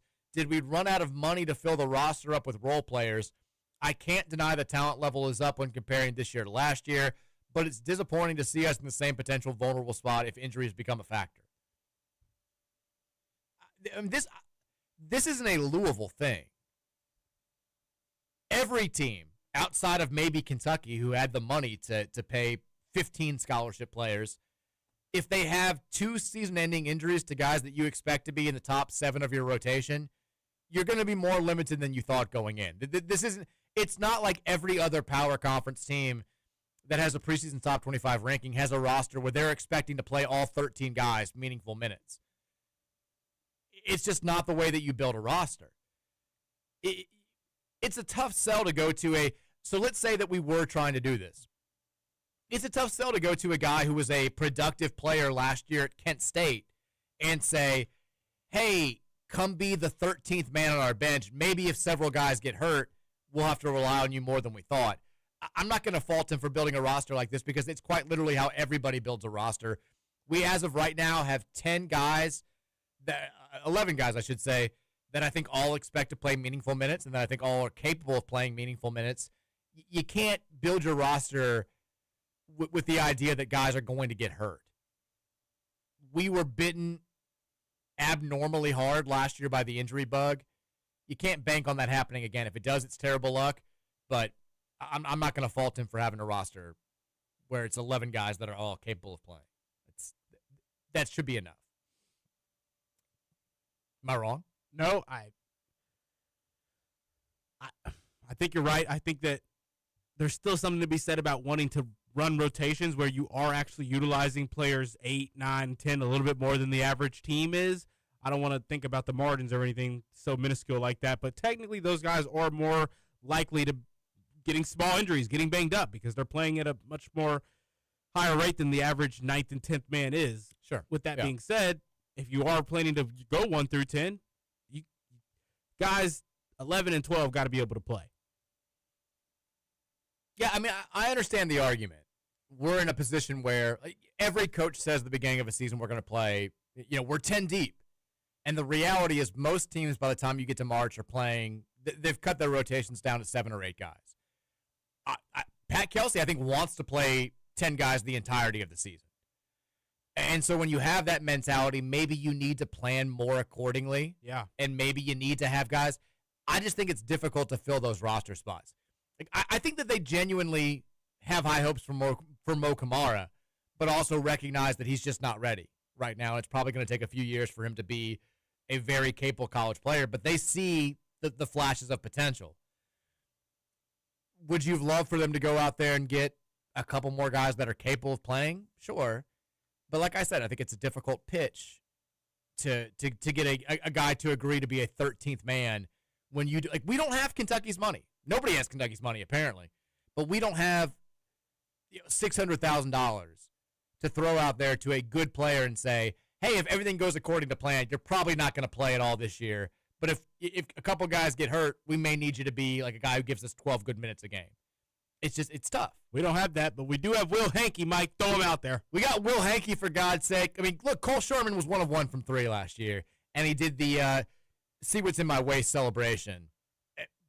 Throw him out there if you need to. Let's do it. I love Will Hankey. Big fan. Riddler texted in. I'm just going to go ahead and guess that Riddler's going to be negative today. I haven't looked at the text. Just saying. Riddler here. I'm not going to complain about the football team. Okay. It's nice that we have a chance, and I'm looking forward to the hope of winning out to win the ACC and playing the CFP. Keep it rolling, Jeff. On the basketball front, I'm feeling really bummed. So much build-up this offseason, and we lay an egg in the first showing. Good to see that the vets were solid. Loosen the damn rims, Kenny. The regression of Louisville transfer portal shooters needs to be investigated. It's 1 game, Riddler. It didn't count. Calm down. Also, Josh, here we go. You dropped the ball on capitalizing on this event. Attendance of 15,000 is a joke. Upper Bowl was maybe 1/3 full. I did the math, by the way. Your break-even price is $30 to $35 for Upper Bowl tickets if you can assume that cheaper tickets will get the Upper Bowl 80% full, even without accounting for the bump from concessions of more ticket sales. A visionless AD. With the texter there, with the Riddler here on the pricing, Mike. Now, apparently, the last couple of days, people were texting in and saying that you get them for $25 without fees on Ticketmaster. So there were reasonable tickets available for the Upper Bowl. I mean, I sound like a broken record at this point. I just don't think you're going to get the Upper Bowl full ever again in this day and age. Outside of something super rare. It's just not, the sight lines aren't great up there. It's a tough place to watch a game. And even if you're paying just $30, it's still, your time is valuable. You got to pay for parking. You want to get there early enough to get in comfortably inside the building. You've got concession prices. It's a lot of time to get home after you leave. you're asking a lot to go up there and watch a game from a place that has a much worse vantage point than your TV at home. I think at one point in time, people just wanted to be inside the building, and now it's a little bit the modern age of sports. COVID didn't help for sure, and it's going to be tough to get 22,000 in the building. I think you'll see it for like the UK game because UK fans will gobble up some tickets as well, and you may see it for like Duke when they come in town if we're playing really well and they're playing really well, but it's going to be a rarity. The days of us just, regardless of opponent, having 20K plus inside that building are, unfortunately, I think, have come and gone. But it's sports across the world. Texture says the win Friday guarantees that the Brom clunker will never happen again. So I got a tweet today that was reacting to the way that I was talking last week about, people were trying to blame me in the game on Saturday night. I'm the last person that should have been blamed for that effort. I told you, you blame producer Matt Childress. He's out here giving out 10 out of 10s on Friday. No, you manifested an ugly game. I did not. How is that my fault? Because there was no logical reason we shouldn't have comfortably won this game by a large margin, and you spoke it into existence, this game being one you had to watch out for. That's not true at all. I helped us avoid the loss is what happened.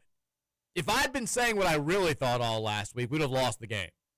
I should be being praised right now. I should be being praised all the time, but especially right now. You can't blame me for that.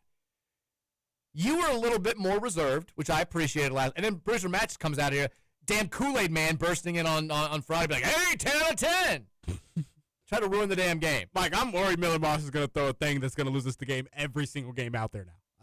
I don't know if I can even give a 10 out of 10 for Kentucky like I had originally been planning to. Look, we're all terrified. I mean, every time he drops back, there's a this could be points for either team. I said a little bit of a please underneath my voice. Every time he drops back, just please, just don't throw it to them. We're all thinking the same thing right now. Like there's no way around it. We're all Roman. Had the audacity to tweet and say, nobody's talking about this, but the clunker always happens an extra week after the big win because there's always been a bye week, and it's always been on the road. So actually, Virginia Tech is the clunker game. We're not doing that. No. Oh, no. No, we're not doing that. It always comes off of a bye week? Yeah, that's one of the things. It's always been, Brom wins the big game, has a bye week, and then loses a road game in the clunker game. That's how it's been the last 2 years. We're not doing that, though. That's not what's happening here. Because also, there's always been a top 25 opponent waiting immediately after the clunker game. We don't have that this year. The clunker game was the Virginia game. I don't know how many times we have to say it on the show. I think it was this one, Mike, and we just got away with it. We won the clunker game. We just won it. That's what Matt said in the run. With any NBA player scoring 50 in a game. It's not true. It's not true. Malachi Flynn. Malachi Flynn scored 50 in a game? Last year or maybe 2023. Shout out to a San Diego State legend. Goes to say Kevin Porter Jr. No, I can't do that. Corey Brewer. I love Corey Brewer. Random 50 for the T-Wolves at the end of his career. Again, my worst take of all time was that Corey Brewer is going to be the best out of the Florida Big Three by a wide margin. Like Horford's still playing, isn't he? Yeah. He's on the Warriors. Joakim Noah had a moment. Corey Brewer didn't give you much. He was a 6'9" unicorn back in the day. You didn't see guys like that. Only one to not make the All-Star team. He was not great. I was wrong. My NBA takes every now and then. But he's the oldest to score 50. There you go. Player to score 50. There you go. I knew he had it in him. He just couldn't do it consistently. Chris Teacher texted in, said 3 of the 4 games I've attended this year have been utter bleeping misery, and that includes 2 wins. I'm trying to make peace with the realization that our whole offense is a clunker. Like a car on the verge of dying, it sputters forward a few yards at a time and then unexpectedly throws you back in the driver's seat as it surges for 73 uncontrollable yards. Then a few hubcaps fall off, and you just pray to make it back home. I guess I can live with it if we keep winning, but my God, is it torture. I know Jeff says every game is a dogfight that comes down to the fourth quarter, but can someone please tell him there's no rule against blowing out opponents? Okay, so I had the same thought. We don't blow out anybody in conference play, and I don't know if it's a self-fulfilling prophecy, because Jeff every single week is like, every game in this conference comes down to the fourth quarter. And I want to be like, it doesn't have to. It doesn't. They had the card tape after the Miami game, and he's talking to the team after the game. A lot of Brahmisms in there. He's like, you came down to the fourth quarter. It's a hard-fought game. You guys did what you needed to be done, and you got the job done. Next week, it's going to be the same thing. And I was like, you don't have to say that. You don't have to make them think that it's going to be a one-score game against Boston College. Like, maybe give them a hint that they should blow this team out. I don't know. But, I've just accepted the fact that we're not going to get blown out by anybody. But the payment that we have to make for that is that we're also not going to blow anybody out. Every single game that we've got left is going to come down to the fourth quarter, except maybe Kentucky, because it's not an ACC game. And we're just going to have to – I mean, this team is – they're slowly killing me. It's been positive so far, but every game I'm just like, they want me dead. They do something that just makes me absolutely lose my mind. They're a hilarious football team, and the funniest thing they could possibly do is go 11-1 and make the playoff. Keep the jokes going. I was going to say, it's crazy to say that about feels crazy to feel that way about a 6-1 team. I mean, we have felt – but, the Miami game, I think, is the only game that we've come in here on Monday and had the entire fan base feeling like good, overwhelmingly good. I mean, EKU was EKU, so everybody was kind of like, all right, you did what you're supposed to. People didn't think we played well against James Madison. They didn't think we played well against Bowling Green. I think we got our props for the second half versus Pitt. But I think everyone was enthusiastic that we found a way to win the Pitt game. Nobody thought we played well. Now, that win probably looks better now than it did then. Because Pitt hasn't lost since they lost to us. And they've kind of been just ragdolling teams for the past few weeks since they put that freshman quarterback back there who's tossing for like 500 every single time he gets back there. Thank God we didn't see him in that game. But at the time, it was more like, oh, I can't believe this team's playing that badly. Virginia, obviously, people were pissed. And then I think today people aren't feeling overwhelmingly good. It is the weirdest 6-1 start. We're 16th in the country. I can't believe that there are all these feelings floating around, but I'd be lying if I said I didn't have some of them myself. I'm not going to be upset, though, about being 6-1 and seeming to control our own destiny as it pertains to the CFP. And what if funniest possible scenario here. We go 11-1. We either win the ACC title game or we make the playoff regardless. And everybody's like, man, these guys are pretenders. It's all the running game. We play who could we play in the first? We play like Georgia in round 1. And Miller Moss just effing goes off. Like, Miller Moss just goes out there and tosses for like 480 and 5 scores. It's like, oh my God, where the hell has this been? And all of a sudden we're right there in the national title race. That would be that's too good to be true. I mean, if we went out and won the ACC title game, there's a slight chance we'd like not just be in the playoff, but we could be hosting. You got to be between 5 and 8. Can you imagine? Now we're just dreaming real big. We're not dreaming enough right now. People are just worried about they're focusing on the downside. I'm focused on the upside right now. Imagine mid-December. Playoff. L&N Stadium. Big-time opponent. Tailgating. Place going nuts. I mean, the buzz inside that building. We've had big games at L&N Stadium before. Imagine a freaking playoff game there. That's a possibility right now. Yep. It's a possibility. We need to start acting like it. Everybody. Let's act like it. Texture says, Mike, I don't want to be this guy. That's not a good start about acting like it. But this game against VTech is eerily similar to the Pitt loss 2 years ago. During the Pitt loss, I was in Jamaica, and I watched as we lost on the CW. Guess what? On Saturday, I'll be in Mexico watching as we're on the CW. Hopefully this isn't a sign, but the vibes are at an all-time low for me, and I'm freaking out. I mean, this is kind of on you. Do you need to plan a tropical vacation every November? Every late October? How many vacations do you need, Texter? Football season, for God's sake. Yeah, you got to wait till the summer.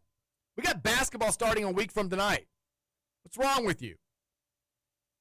Take that bad boy in like early February.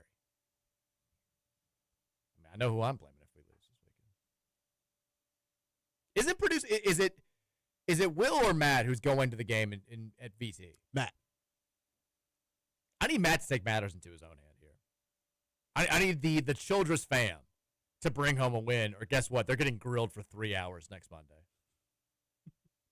This is a big moment for them. They can't let this happen. Texture says, this is Scootator.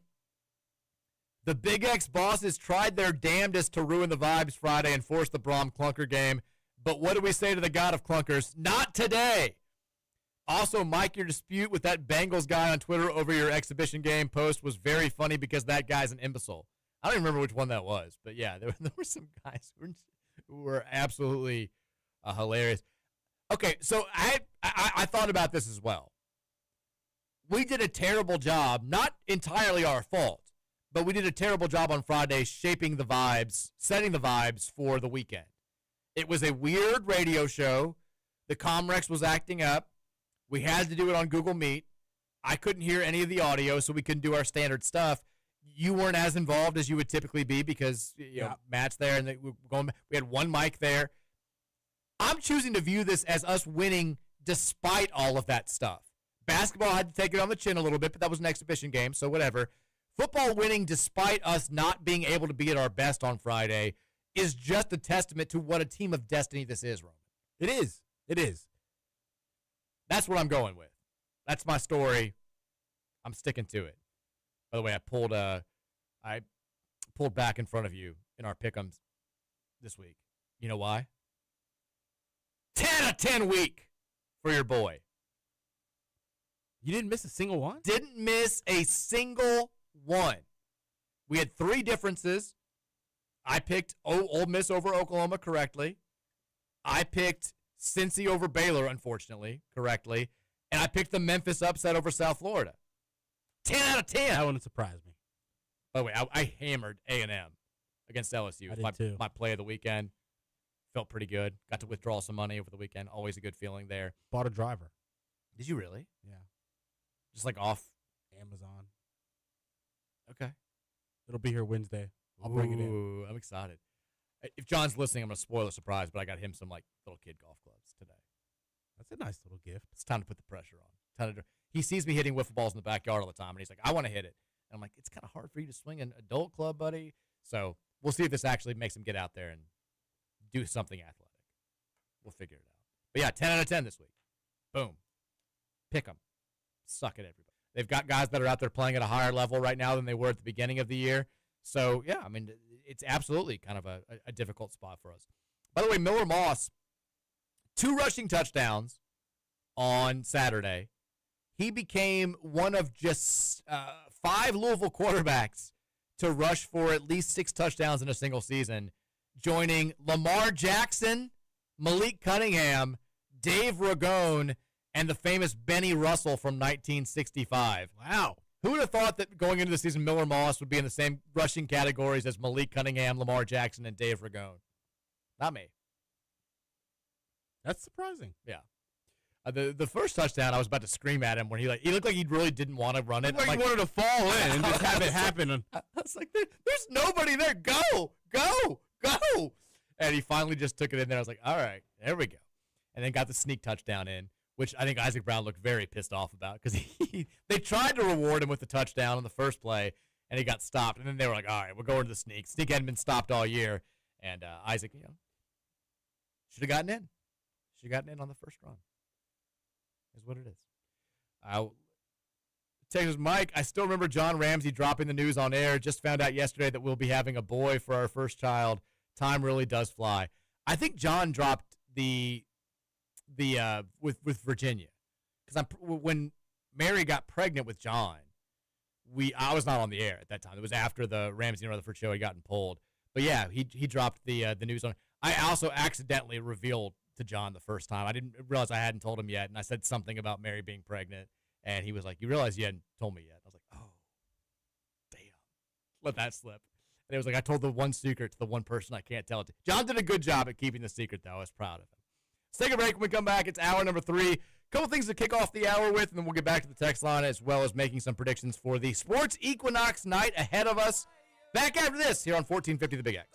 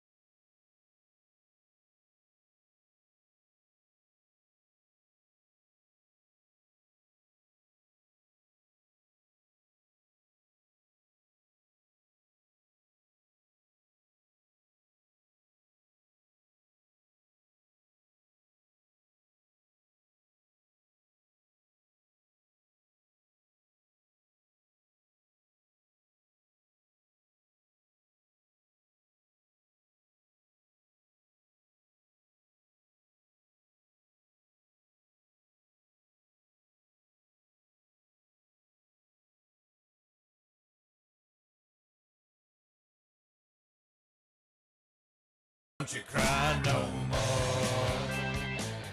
Hour number 3 of the Mike Rutherford Show, presented by United Mechanical and Nexus Plus, 1450 96.1 Big X Sports Radio. Reminder, if you've been hurt in an accident or on the job and you don't know where to go, the Collier Law Firm is the spot for you. Tony Collier and the crew, all of them at that firm spent several years working for the insurance companies. They've got their playbook. They know how to use it. Once they get the most money for your recovery, they're going to make sure that you keep the most money for your recovery, which is why their attorney fees start at just 25%, not 45 or 50% like some big firms out there. At the Collier Law Firm, they got your back. They don't got your wallet. 502-736-8141 is the phone number. CollierLawFirm.com is the website. COLYER lawfirm.com. Hurt in an accident, hurt on the job, Collier Law Firm. Just across the newswire here, Roman, U of L running back Isaac Brown has been named ACC Running Back of the Week. Brown rushed for a career-high 205 yards and a touchdown in the 38-24 win over Boston College. It was the first 200-yard rushing performance by a Louisville player since Javian Hawkins in 2019, who rushed for 233 yards in this game. It's the 9th 100-yard rushing game of the career for Isaac Brown, the 4th of the season, which gives him 652 yards on the year. Had 73 yards on Louisville's first play of the game and a 67-yard touchdown run in the contest. Brown is the 3rd player in Louisville history to rush for 200 yards or more on fewer than 15 carries in a game. I know the fumble ridiculous. I mean, he is ridiculous. I know the fumble stands out. And I know it's 3 straight weeks of the big fumble. If we can get this Isaac Brown, even if he's not fully 100%, for the next 5 games, they got a real shot. If you don't get this Isaac Brown, I don't think you have a shot. If you can't run the ball effectively, especially in the Clemson and SMU games, I think then you're up against it. Because we've seen, Miller Moss is capable of managing a game. He's capable of doing some good things in the passing game. What he's not capable of doing is winning a game where he has to throw the ball 50 times and the run game is non-existent. He's against at least a quality opponent. He's just not good. But if you get this Isaac Brown that we've seen the last 2 weeks, fully focused, fully healthy, or at least as close to it as possible, you could be the team that we all were hoping you could be at the beginning of the season. And you certainly can beat any one of these last 5 teams that are on your schedule and get to 11-1 and have the chance to do really something really special.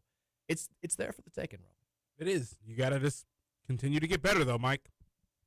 You've got to continue to grow on what you've had happen this season. You can't have games where you have a drop-off in what you look like out there.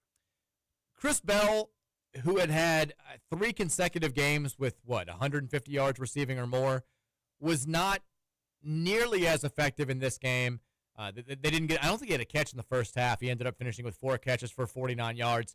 Do you feel like this was? He had 1 catch in the first half. Did he? The one outside where he didn't look like a good throw at all. It might have been right at the start of the third. Maybe it was late in the second quarter. I just remember it being a long time before he got his first catch, and he didn't finish with a touchdown. 4 catches for 49 yards.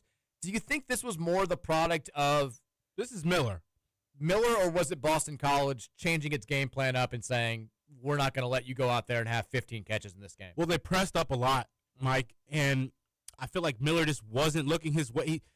He wasn't really trusting, I guess, Chris Bell to come down and make these throws. Not come down, but bring these throws in when he's got a defender nearby.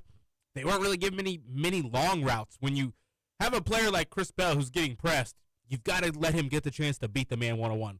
Running the curl routes over and over and those in routes, that's not really giving him the opportunity to get past his man and give Miller Mouse a chance at that deep ball. Felt like it was never the routes. Those were never the routes for Chris Bell. Partially it is, Georgia Tech, but Miller just wasn't targeting him every time he saw that tight coverage on those curl routes. He didn't really feel comfortable giving it to Chris Bell, it seemed like. It may have also been a little bit of the game plan to try to get Colin Lacey more involved in the passing attack. He had 6 catches for 43 yards. The one really good throw that Miller did make was the touchdown catch. It was a 22-yard pass. Made a great play there. Maybe that was part of it. But also when you only throw the ball 27 times and you're doing so much on the ground, you're not going to get. I mean, Miller Moss only completed 15 passes. Bell had 12 catches last game. You're not going to have 12, 13, 9 catches like you've had the past 3 when your quarterback's only tossing it 27 times and only completing 15 passes. So Chris Bell is still fine. Do you see him absolutely plant the safety on the second long run by Isaac? I mean, the dude can block. The dude can absolutely. He is a specimen, and NFL scouts are going to love that on film. Yep. You can block downfield. You can play for most teams in the league, especially when you combine it with the overall package that he's got. Chris Bell, still a stud, even after this game, where he, for him, put up modest numbers. And just to reinforce, Chris Bell, even after this game, he is second in the country in receptions of 10 or more yards. He's third in the country of scrimmage plays of 10 or more yards. He's fifth in the country in receiving yards per game, and he's eighth in the country in catches per game. Not bad. NFL player. By the way, Isaac Brown, in case you were wondering, he's second in the country of rushes of 70 yards or more, as well as second in the country of rushes of 50 or 60 yards or more. Second in scrimmage plays of 60 yards or more. This is all via Kelly Dickey, by the way. Third in the country in yards per carry, now at 8.69, and third in the country of scrimmage plays of 70 yards or more. Still a weapon. Still a big play threat. No question about it. Still feeling good. Let me ask you right now. We kind of touched on this last week. But updated look now. Out of your last 5 games, Cal at home, VT on the road this week, Clemson at home Friday night game, Clemson at home, SMU on the road, Kentucky at home. Which one scares you the most at this moment in time? This is maybe going to sound weird after what they just did, Mike, but it's SMU. Okay. This is an SMU team that is – they've been weird all season long. They've had a lot of ups and downs, it feels like. I do think, though, that it's a defense that's been a lot better than I feel like the stats have advertised. They've, like, most interceptions in the ACC, most forced fumbles in the ACC. Most, I want to say, like, they're top 5 in sacks in the ACC as well. Maybe, I need to get accurate stats on these, but in the last couple of days, from what I've looked and remember, those are the numbers there. Going down to Dallas and having to play a game down there, Mike, that's not going to be an easy thing to go and do. Granted, if SMU loses a couple more games, they shouldn't be all amped up, either the crowd or the players, for a game like this. But for some reason, that defense is still getting takeaways and doing interesting things out there. But I think it's kind of more so a product of the sloppy quarterback play they've been going up against a little bit as well. Yeah. What do we have right now? Quarterback who's prone to some sloppy stuff at times. So if they're consistently doing this and going to be playing a defense that's prone to takeaways like that when we play them on the road, if you make it look like this, a close first half like that, where you're not able to take advantage of those times where there is momentum to go and grab, I worry about this game a little bit. I also feel like Clemson has the athletes to stop a run game if you just get the game plan together. Yeah. Clemson's talent still scares me. To me, I said SMU last week. I watched a decent amount of SMU's loss to Wake Forest. I think they're still scary for all the reasons you just mentioned. Kevin Jennings torched us last year. He's still very capable. They've been a little bit worse offensively than people thought they were going to be. Not having Brashard Smith he was kind of their do-it-all guy. They haven't found a replacement for him. Defensively, they've been better than people thought they were going to. I think a lot of that game, though, will come down to they've got one conference loss right now. If they still have just one conference loss going into that game, that's the last game in the ACC season for us, and it's the second to last game for them. They'll be incredibly motivated. If they lose they play Miami this weekend, and then they're at BC before they play us. If they lose either one of those games, obviously Miami's way more likely, then maybe they feel like they've got less to play for in that game. Maybe we can catch them. But if it's us at 6-1 in the conference and them at 5-1 in the conference, that's a huge deal for the ACC race. That would be terrifying. I go Clemson right now as the most dangerous game left. I'll put SMU second. I'm a little bit nervous about this weekend against VT, just the way that they're playing and having it be on the road. You're not scared at all. Okay, give it Monday confidence level 1 to 10. Where are you? I'm sitting at an 8. Okay, 8's respectable. I don't, obviously road games are higher to get into the 9 club, Mike. But this is a Virginia team that is not playing for a whole lot already. They're not, but they fought back. I was impressed with the way that they fought back against Cal Friday night. They got down, looked like they were done. They did look like they were done versus Cal. And they won. Double overtime, 42-34. A lot of big, deep plays letting up against Cal. We're not great at the big, deep plays. That's true. At least not in the passing game. By the way, Pete Nakos has, I don't know if this is him just like piling on off of the Jeff Brom remarks earlier today, but Pete Nakos of On3 is reporting that there's legitimate confidence that Louisville linebacker Stanquan Clark will return this season, barring a setback. I don't know if that's him just like reporting this because Jeff Brom said it 4 hours ago, or if it's him hearing something behind closed doors, but more positive motion on the Stanquan Clark vibe right now, which is good. That's very good. Let's get Duke Watson back as well. Let's roll. Let's go back to the Game Day Men's text line, 502-414-1450. Hear what you guys have to say. Text is not a first-time texter here, not going to join the overreaction fragment of the fan base. However, it was a tough scene when some of us in the student section started chanting F Trey White, and he immediately got a steal and dunk in transition. Let's not chant F Trey White. He didn't do anything to warrant that while he was here. I thought that was interesting. That I didn't hear it. But oh, yeah, you weren't there. No. It was loud. I don't like that. That's not, we don't need to do that. But he also felt like he had some demeanor to him out there in his presence, Mike.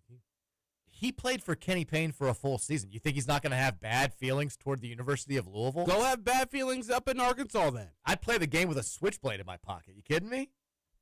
We didn't do anything to you, Trey. We did. Need to get chippy with Javon. Javon got into it with Peterson, too. He did. A little bit. It was at one point where, like, I feel like Javon's got these veneers now, and he's ready to get into it with anybody.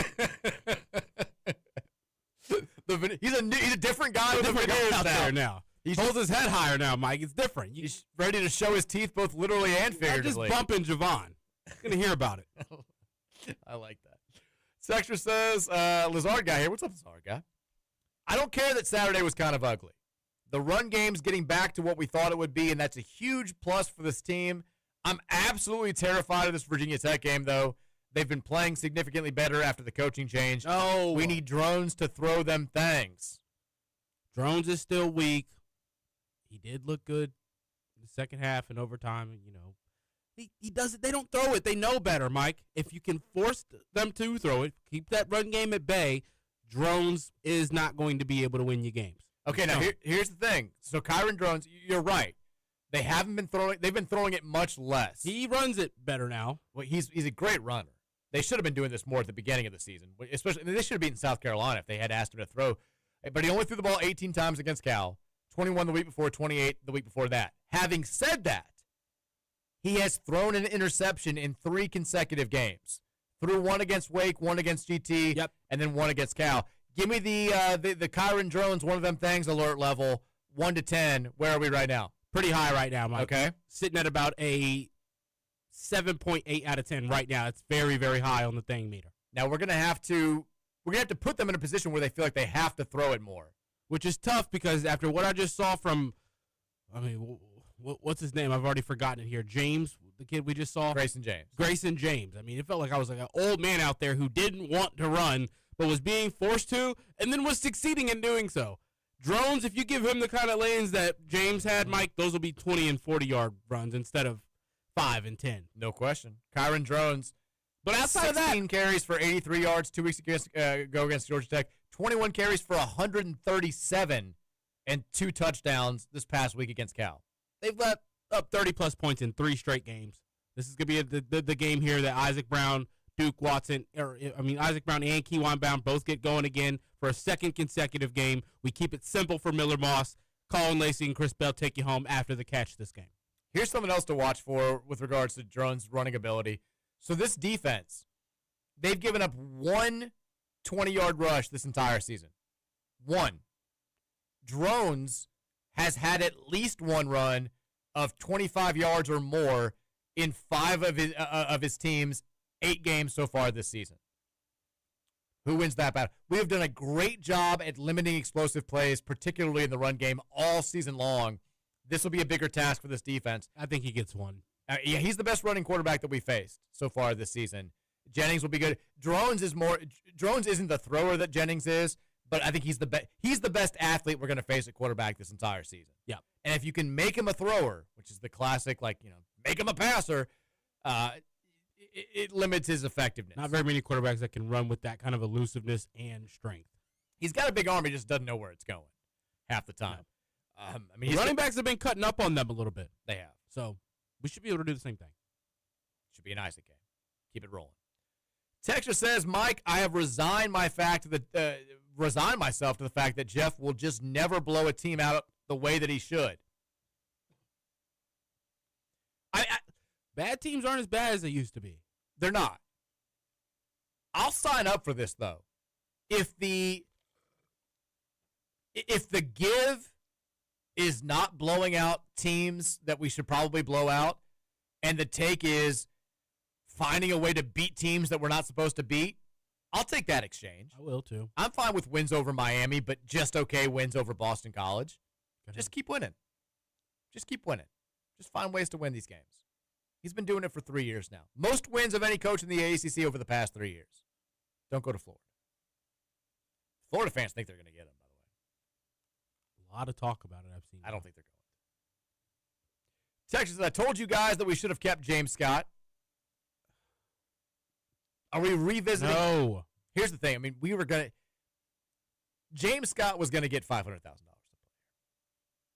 He agreed to it. And then NC State is like, okay, well, we're going to give you $1 million. And he's like, ooh. And then Ole Miss comes in. They're like, well, we're going to give you 1.4. We're going 1.2. And James Scott goes to Pat Kelsey. He's like, they're offering me 1.2 mil. And Pat Kelsey's like, go down there before they change your mind. Like, we ain't going to give you $1.2 million. Do I think that James Scott would have helped us this season? Absolutely. But if you give him $700,000 more than you were expecting, like, we would have. I think James Scott's about to get exposed, Mike. When you don't have a professional floor general on the floor, I feel like James Scott will show he's very limited in the half-court offense. I mean, that's his whole offense is catching and dunking. Putbacks. That's it. And defensively, he wasn't quite as good as I thought he was going to be last season. Got pushed around a little bit towards the end of the year. He would block anything. Very good player for us. Played hard. Yeah, I love every single moment he was on the floor. He was giving it his all, and I love that. I'm curious to see how he does this year. Now, Ole Miss. He's also one of the hardest guys to watch out there at times. At times. Ole Miss beat Houston in a scrimmage by 14, apparently. And we don't have stats, so I don't know how James Scott played. Or any footage either? No, it was a scrimmage. The secret ones? Yeah, I mean, the not-so-secret scrimmage where everybody knows exactly how it real plays game, out. just minus the cameras, basically. Yeah, exactly. So we don't know how he played. But, yeah, I mean, is there a chance that we look back and we're like, man, we would have been a lot better with James Scott than either Khalifa or Farouk? Sure. I think offensively we'll make up for it this year. We also would have had, like, a couple less key players on this year's roster without that that extra $700K going to James Scott. Because they were going to try to compete with NC State, right? No, they weren't going to give him seven figures. I mean, the staff was basically like, "We love you, James. We don't think you're worth seven figures." If that ends up being a miscalculation, if James Scott is a star on an Ole Miss team that is like top 15 good this year, maybe we'll look back and we'll say you should have ponied up. Maybe we didn't need Adrian Woolley or somebody else. But I don't think that's going to be the case. I know it's not. We need more out of Sananda Farouk. It's just a first impression. But if that's all Fru's going to give us this year, then, yeah, we're in trouble inside. He looks scared is my only issue. It was not what I expected to see from him in this type of game. Maybe it was just first game jitters. Maybe it was just him getting reacclimated or acclimated still to the American game. I'm curious to see how he looks against Bucknell on Tuesday. Bucknell has better inside play than most mid-major teams. It's kind of how they are typically one of the better teams in the Patriot League. But they don't have guys that should be playing with Louisville's 6'10", 6'11 guys. If Farouk doesn't go out there and assert himself against Bucknell, then I think you're like, all right, I know it's exhibitions, but we got a real problem. He needs to look better in that game. Isn't it a similar situation we had last year where I felt like we had a game, maybe an exhibition or something that we weren't seeing the same exact stuff? I mean, with offensively and defensively. And the first month with James, we were saying the same things. Where we're like, if James Scott's our 5, we got no prayer. Yeah.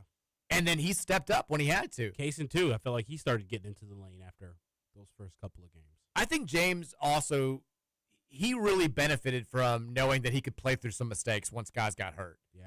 Because we had no other option at the 5 once Kaysen was out, and Noah was having to play a little bit of the 5. Traore ended up playing. Like, James could kind of play through some stuff, and I think that allowed him to relax. And started improving at a much higher rate. Yeah, for sure. And, we're going to need Frew to prove it without having that same knowledge, unless Ollie gets hurt, which we need Ollie to be healthy too. Texter says, I had texted you a few weeks back, worried that U of L was hiding Frew because he was behind in development or not as good as expected. I feel like that worry has legs now. Kind of do too. Although, I mean, if they're that worried about him, I think it's weird that he started. Yeah. Because they went with clearly like the guys that they feel like are their best 5. They never made any statements on the expectations of who was what from the coaching staff. So I'm not going to overreact to one game. I might overreact to 2 games. If he's non-existent out there against Bucknell tomorrow night, then yeah, I think we can say we've got an issue.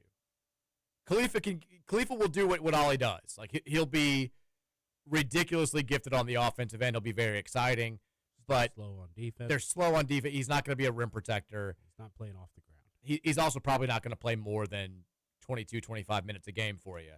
You need Frew to be that guy. Texter says, with the running backs banged up and Colin Lacey being underutilized, why aren't we using him more in the run, short pass game, jet sweeps, read options, screen passes? It'll get the ball out of Miller's hands quickly and give Lacey more chances to make plays. I mean, we've done a pretty decent amount of all those things. I mean, we let him take snaps at the quarterback position a couple of times.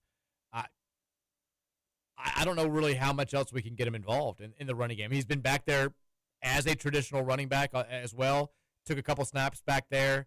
I don't think he got the ball, but he was back there in the backfield a couple of times on Saturday night. I mean, he's carried the ball 9 times this year. The issue is we just haven't gotten anything out of those runs. 9 carries, 18 yards. We've thrown him some short passes to him. Those haven't been great either. They're trying to get him involved. And they did get him more involved on Saturday, but yeah, I think they're efforting. Texas says CFB here. I've been sitting on the football game for a few days now, and I can't shake the feeling of inevitable doom. The quarterback situation is what it is at this point.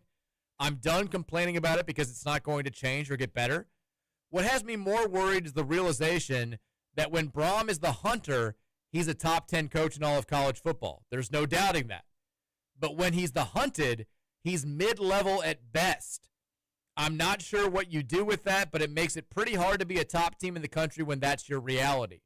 I hope the defense can be carrying the team, but Miller has another egg to lay, and who knows when it'll come. I think this right here is what the fan base is feeling.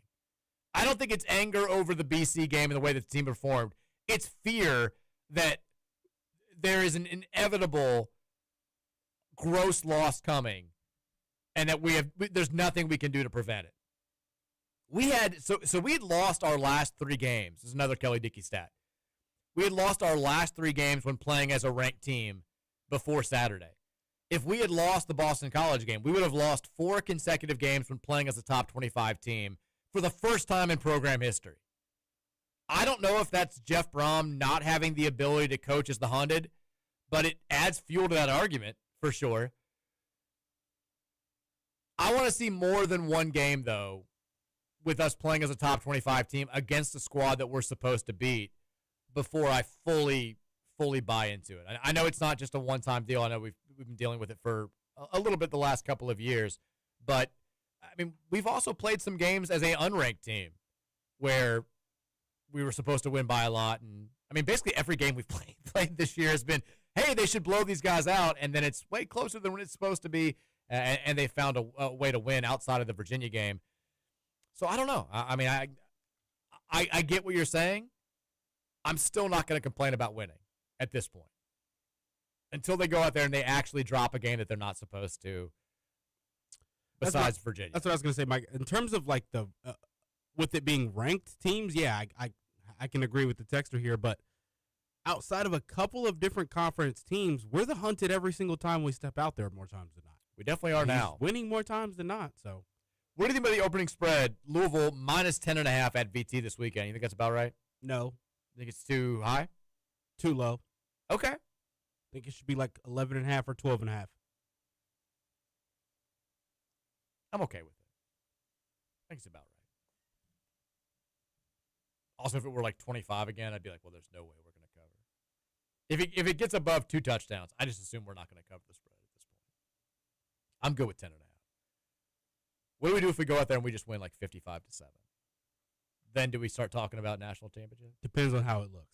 If Miller, if it's 55-7, I assume everything's going to look pretty good. I mean, Miller could look bad in a loss like that still. Used to be coming here after a 55-7 win. People are like, I still don't know about Moss. That throw in the third quarter, Mike, if that goes a different way, I don't know. You can't win with him. Give Deuce a shot.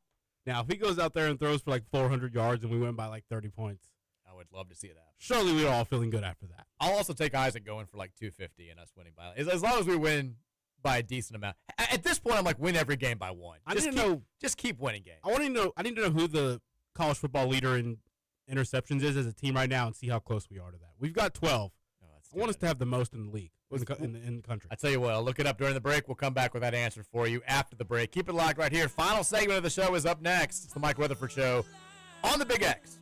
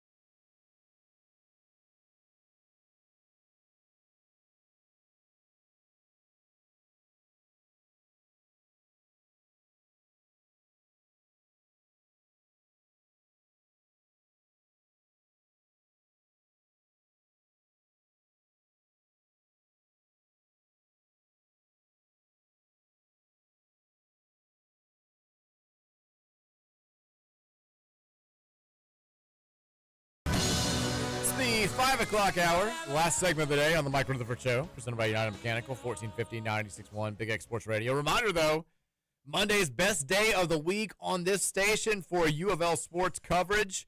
Not just 2.5 hours here, not just running with Roman, not just ticket punch. We've got Dalton Pence for an hour and a half after us. That's more U of L sports talk from 5:30 to 7, so keep it locked right here when we get off the air. Question asked by Roman Kelly. It's now answered here.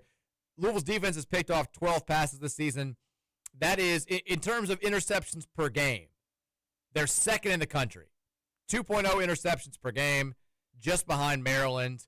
Their overall 12 interceptions are tied for the fourth most in college football this season. Wow. Southern Miss has picked off 15 passes. That's number one. Maryland and Notre Dame, the only other two teams with more. Maryland 14, Notre Dame 13. Bang. Right there. Bang, bang, bang. We are right there. Big night ahead in sports.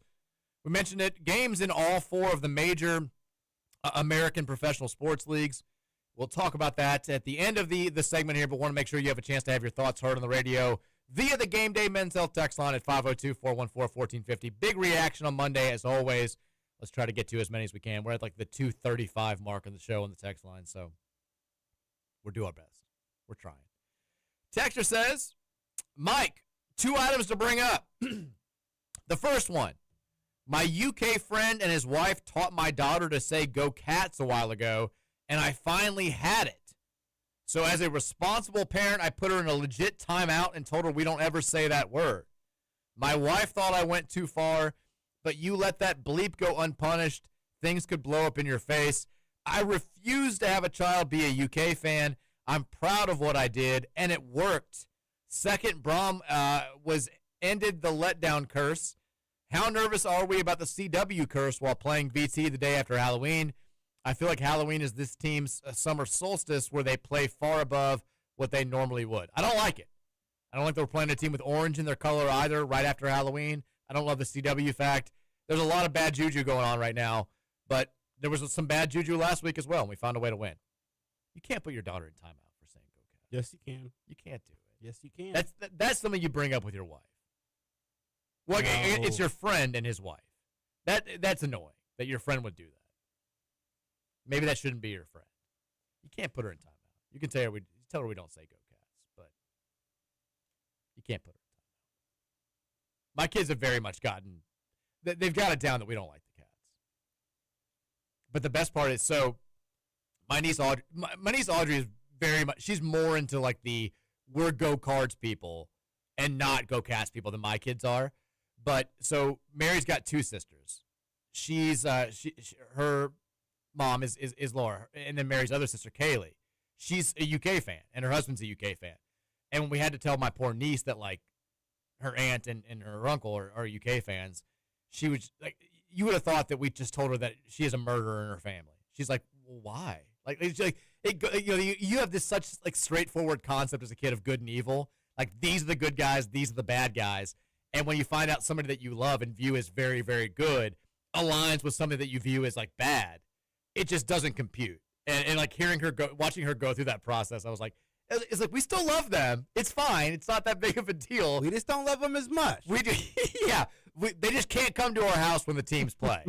That's the issue there. We make them sit outside. Texter says, PR with the texter here, though. So open the mouth for that. So if your kid just says "Go Cats," you're straight to timeout? Yep. Quick little spanking? They try to contest that. There's some soap right there. Texter says, PRTG here. Is it just me, or have there been an inordinate amount of turnovers in back-to-back possessions of our games this year, like the back-to-back picks at the end of the third? Speaking of, that was hell of impressive for a big guy like Girard to make. Yeah, it was a hell of a pick. James wanted to make like 3 or 4 picks, or he wanted to throw 3 or 4 picks. Well, he did. D'Angelo Hutchinson just refused to catch them. But, yeah, Girard made a good pick. Was it Lubin who knocked down that pass? I didn't get a chance to rewatch the game. I thought it was Lubin. Girard knocked it down to himself. Did he? I thought he just caught it. Maybe he did. Maybe I was saying things. Producer Matt says Cleb Lubin knocked it. Okay, that's what I thought. Very, very cool to see him get that pick. That was awesome. Girard, I mean, we've mentioned Girard and Conga being guys that are dominating the defensive line this year, but just with this system, you don't get a chance to put up big-time stats. So cool to see him get rewarded with a big-time stat. You don't get too many interceptions playing down in the trenches. Texas, this basketball team lacks athleticism. Kansas had so many easy dunks. We had 0. This game, while an exhibition, was a massive disappointment compared to the offseason expectation. UK is going to run us off the court athletically unless we shoot the lights out. We lack size. I don't think we're overly athletic. But I do think that Kansas is just one of the most athletic teams in college basketball this season. Kentucky's athletic. But, yeah, I mean, we're going to need to shoot well from the outside to win games. That's what we built this roster around. If you shoot 11 of 38 from three, you're going to lose to pretty much everybody. But I also feel like we need to be prepared to look a little bit less athletic than some teams, as we've got 3 guards out there going up against teams that are going to have 3 forwards out there. For sure. Yeah. Texas, why did Roos come back if Kelsey's only going to give him 10 minutes in an exhibition? Also, Brown needs to be a pass-first point guard. He played selfishly. I mean, we'll see if Kenai plays more on Tuesday night. I mean, I think, Kelsey was playing to win. There's no question about it. He was, our best players got more run than our bench guys. It's not like, you can't use that as an excuse that we were giving everybody ample time and weren't worried about the rotation. Like, he was coaching to win the game. So I would expect us to give the bench guys more minutes in this game on Tuesday. But I was disappointed to see. But it wasn't like Kenai was out there doing a bunch of things that made you feel like he had to be playing more minutes. He didn't really give you much. The opposite. He looked like he did last year. Anything out there. Conwell had the one play, Mike, where he got the rebound and he went coast to coast, no hesitation, didn't even hesitate a little bit. He clearly was trying to take things in his own hand. You could tell he knew what was needing to change out there. Yeah. So that was happening in live time. I'm sure they addressed it. Someone had to push the issue a little bit, and it was Conwell was the guy. And I thought he didn't shoot the ball well, but I thought he played the way that he needed to from where we were in that game. I mentioned it. I think Mike Hill's going to be great. I think he's going to have a lot of things he does well. When there's a guard that's willing to put their chest into him when he has the ball on the floor, that's where things are going to get interesting in the beginning of the season. I agree. Totally agree. It says, hey, Mike and Roman, I assume I'm feeling more comfortable than most of the fan base regarding Saturday's performance. That felt like one of those Dole games you just have to get through, and unlike the past 2 years, we got out with a win. However, I think we've seen enough from Miller to think of him as Plummer 2.0. I know the rebuttal will be that Plummer was good enough to win us 10 games, but all too often it felt like we were winning in spite of him, not because of him. I agree. It feels the same this year with Miller. The Miami win felt very similar to the Notre Dame win, where we just asked our quarterback to hit quick passes and not turn the ball over. I get nervous every time Miller's first read isn't there. I think this is the majority take now. This isn't a crazy thing. I mean, we can admit it. We all get terrified when Miller's back there and he's like double pumping. Like when you see the pats the ball, has to get out of the pocket, has to go through his progression. I mean, we all get the fear of God in our souls, and we envision the ball going the other way for a pick six 5 seconds later. It's terrifying. It's not fun. Quick read Miller, great. Get the ball out quickly, let Chris Bell, Colin Lacey do their things. Miller taking shots downfield, holding the ball, and then throwing it into the middle of the field. It's the scariest thing we've ever seen as football fans. It's terrifying. It's what we have right now. The one nice throw over the middle to Meeks. That was a great throw. I thought the touchdown throw to Lacey was great. Yeah. Put the right amount of touch on it. Back foot too, I think. Yeah. It was a really – he wasn't – and we don't really see many Lacey receptions in the end zone. No. In this handful of touchdowns he's had. Actually, I can't recall another Colin Lacey catching the ball in the end zone. Last year or this year. I feel like they've all been – catch and run it in. Yeah. He made more plays in the deep passing game. I mean, he made the crazy catch against Notre Dame with the one hand. Had a couple more of those. But with Bell being so effective, well, we also just don't take a ton of shots downfield this year. We don't. With Miller, because he doesn't capitalize on them. I think that was the role that they were hoping Jakari Collins was going to play more of. Every time we take a shot, it seems like they're just not on the same page. There were a couple throws in this game where he was late. Yeah, I mean, it wasn't great. He wasn't awful, but he wasn't great. I think you just have to hope that Isaac Brown continues to be a guy who looks like the best running back in the country. That has to be your bread and butter. And then Miller Moss comes in, and if you overplay the run, he gets the ball to Chris Bell in space, and Bell kills you. Text, hey, Mike, I hope you're doing good. Thinking back on the Kansas exhibition, what'd you think about the starting five Pat went with? I think it was what both Roman and I thought it was going to be. I think most people thought it was going to be those five. Do you think we'll see more defined roles as the season goes on with how many guys PK wants to play? Yes. Got to get Frew and the bigs more involved. Frew only got one shot up. I mean, I think PK wants to play all 10 and give Zuger some minutes as well. Well, roles in terms of playing time, I have no idea. But in terms of what they go out there in terms of like shot selection and how they go about finding open shots, 100%. The guys are going to quickly know who does what out there. I agree. But part of Pat Kelsey's system is that everybody is supposed to be able to do a little bit of everything. So we need more. Everyone's supposed to take the outside shot if they're open. We had guys that were taking bad shots from the outside. We were, we didn't shoot it well, but we became an effective offensive team in the second half of last season because we took good shots from the outside. Michael needs to learn what a good shot looks like. I thought McNeely forced it a couple of times. We need guys. Unless you're like Rain Smith, we need you being like catch, shoot, look at the basket, have a little bit of space if you're going to take that outside shot. Because if it's a semi-contested look, there's probably going to be a better shot somewhere in our offense because we got guys that can light it up all over the floor. That needs to be improved moving forward. Texas, I will say, good game from Kentucky, might be better than I thought, but I will say nobody runs any sets in these exhibition games, and not a lot of coaching is going on, so I'm still not going to take too much away from their win. Same with Louisville's loss, except that the bigs are a little concerning. It's the biggest, I think, valid takeaway if you're looking for a concern. What's the lefty's name? Jasper Johnson? Yeah. He looked a lot better than I thought. I didn't see the game outside of the highlights, but from what I did see and from what I heard, it did sound like he was going to be better, maybe more involved than I thought he was. He's better than Jalen Lowe, Mike. Is Kentucky better without Jalen Lowe? More and more people are saying it. Tune in this week to find out. Texture says, I hate it here, and then it's no one, but it's ESPN during an ACC game, and it's the SEC standings. Yeah, I mean, did you see Isaac Brown's post-game interview? No. You call it that? Well, he looked pissed off. He didn't say a word. He just didn't talk. Yeah. Thought that was great. I don't. Yeah, I mean, if he heard the question and truly didn't say anything, that's funny. He might have. I don't know. Did you also see the SEC, the official account tweet where it was like, Alabama beats preseason number 13 South Carolina. This team's on a roll. I'm like, you can't do that. You can't invoke preseason rankings on October 27th. One of our fans, it may have been our guy, Alan Thomas, was like, congrats to Louisville on knocking off 2007 number 2 Boston College over the weekend. I was like, you can't invoke preseason rankings on October 25th. That doesn't work that way. Texas, we're going to get dominated inside on offense and defense by great teams this year. The front court was outclassed and disappointing. I thought we had beefed up in the interior to go deeper in the tournament this year. I was wrong. Let's not draw. You might have been wrong. Might have. It's one exhibition game in October. Maybe we look back and we say the writing was on the wall from game one. Maybe we don't. I'll keep bringing it up until I'm blue in the face.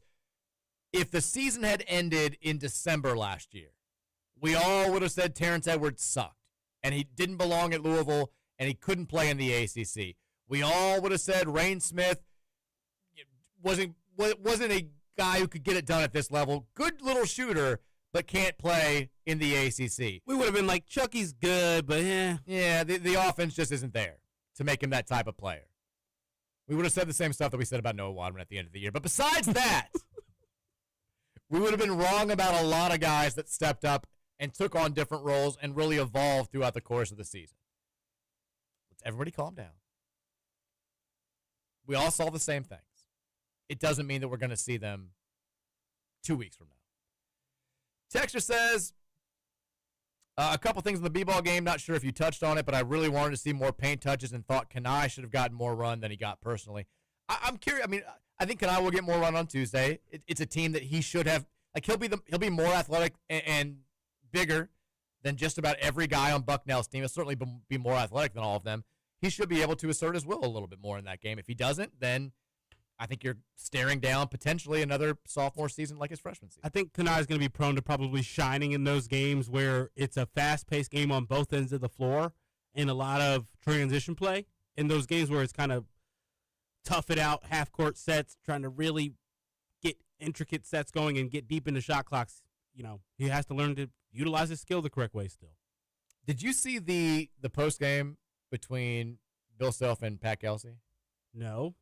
So, I mean, Self, they kind of dap up. Self smacks him on the chest, though. I thought that was I think that was pregame. Was it pregame? Yeah, that was pregame. Okay, I've seen the clip going around, and the picture was out there, obviously. That second slap to the chest felt a little personal. I felt like that was a little bit too much. And the fake Field of 68 account, it's like Field of 76, made up a fake quote about Bill Self that was obviously fake. And then Seth Davis is like, oh, my God, I can't believe he said this. This season's, I was like, you really think that Bill Self said this? It was like every short joke in the book. But I do think the second little smack to the chest was a personal thing. It seemed like they had like a regular encounter, like good to see you, whatever. Then Pat Kelsey said something else after that, like, ready to play. Something like extra, maybe normal coach talk, but it looked like he made a second comment, and then Bill Self, like, tried to Lil Bro him or something there, Mike. I did not like that at all. I think the exact same thing happened. It was one of those where it wasn't, like, nobody, like, the average person couldn't pick up that there was something happening there, but it was definitely, like, a little bit of a message sender. Texas, I've been saying this all summer, and my buddies have dismissed it. This is clearly a questionably constructed roster. We have no established interior presence on offense or defense, and that is something having Kaysen back simply won't change. That's not his game either. Not to say we should have paid James Scott's asking price, but I refuse to believe the cost of having Zugris and Kamara is not enough to get at least a deep role player who can give us something on post defense more than what we have now. Talk me off this ledge, please. Also, is there a rule against Kamara playing in an exhibition that prevents the red shirt? No, he could play in the exhibition game. We'll probably see him against Bucknell. I don't know. Maybe. Maybe not. I feel like we keep getting these comments about James Scott. Like, what does James Scott do differently out there that would have changed that game with the guard play that we had? Probably nothing. I mean, I get that you get the lob threat, you get someone that understands how to like do things off the ball in the block and establish some space, but we don't go to the block. We don't play big man back to the basketball. So the Pat Kelly system was never going to, require that interior presence on offense. Now, defense, yeah, Frew should have the tools he needs to hold his ground down there. It's not like they were playing through their big, but he just wasn't ready every time that big got the ball, it seemed like. So he's going to have to get that fixed. Mm-hmm. Texture says, what's up, Mike? Hexler here. I was looking for a place to meet friends, family, and eat great wings and catch a game. Does Roman have any suggestions? Cluckers. I believe that's the answer he was looking for. Right there. Texas DFG here. Took my 5-year-old daughter to her first football game on Saturday, and she's hooked. The atmosphere was great. The fans were loud into the game. Frustrating game to watch. If we had some rhythm from Moss, we win this game going away instead of, adorable picture of you and your daughter. Well done. She's hooked. She's a fan. Love it. Keep it going, DFG. Texas Mike, Penn State needs to take Brom off their coaching search and add Satterfield. I mean, what if Satterfield gets to the UK? Crazier things have happened. I mean, we all agree, and you and I were, all these UK fans before the season were like, they can't pay the buyout. He's here for another. You and I both said, he's gone after this season. And now everyone's like, he's gone after this. He's done, right? There's no way. There's no way you can bring him back. No way. Texas, the run from Kiwan was the best of the night. He made 2 cuts behind the line and burst through when he found the hole. He isn't as fast as Isaac, but he has another gear, too. He was showing it this game. Rasheed Miller, I believe, had a good block on that run. I think. Rasheed he's been much better the last 2 games. Yeah, definitely.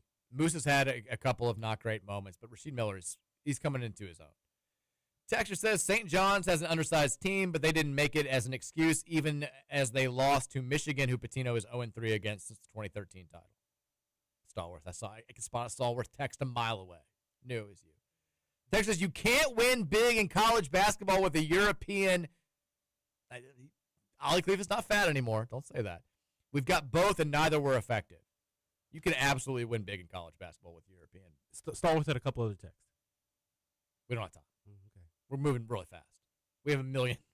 We're not going to get to. Yeah, we do. We're not going to get to like 45 texts today. It's okay. Medium Dumper said, I'm just now tuning in, but I was at the BC game. First game this year. Was sitting near the party deck. Curious if you've heard of anyone talking about how bleeping loud the speakers are now. Are they trying to make people go to their seats? I was in an actual seat, and it was louder than being stage side at an EDM concert. Terrible experience. Yes, I've heard about this all year. Heard the seats near the party deck. It's like a concert up there. It might be intentional. Like, it may be U of L saying, we can't tell you to go to your seat, but we can try to push you in that direction. If you're up on the party deck, there's a couple areas where, like, the speaker, it's so loud that the song doesn't even sound good. Yeah, that's what I've heard. Text said this probably won't be read until Dalton's show, so if you can try to address it then. I only watched once in real time, but was McNeely's jumper way off? It felt like many of them were missing well short off front iron. Am I imagining things, or was he not even close on many of his attempts? Maybe someone who knows ball more than I can give me some insight. I feel like it was just short misses. Yeah, he was alligator arming him, I believe is the term. Also was fading away a lot. He wasn't, they want to make him this year's Rain Smith. They've said as much.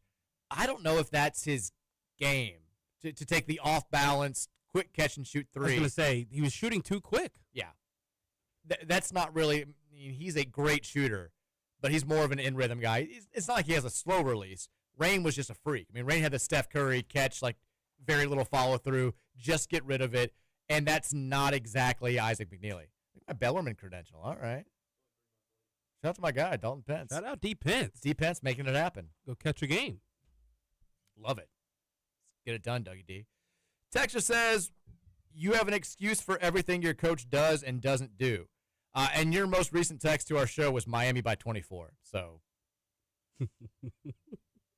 just saying. Texture says, surely we sit Braum and IB in a room alone together and let them both name their price for next year. Hell, get Tag Davis in there, too. Would love to. Tag Davis is going to definitely get Tag in there. I don't think. You're not giving Isaac a blank check unless he quits fumbling. The fumbler, not getting a blank check. I'm just kidding.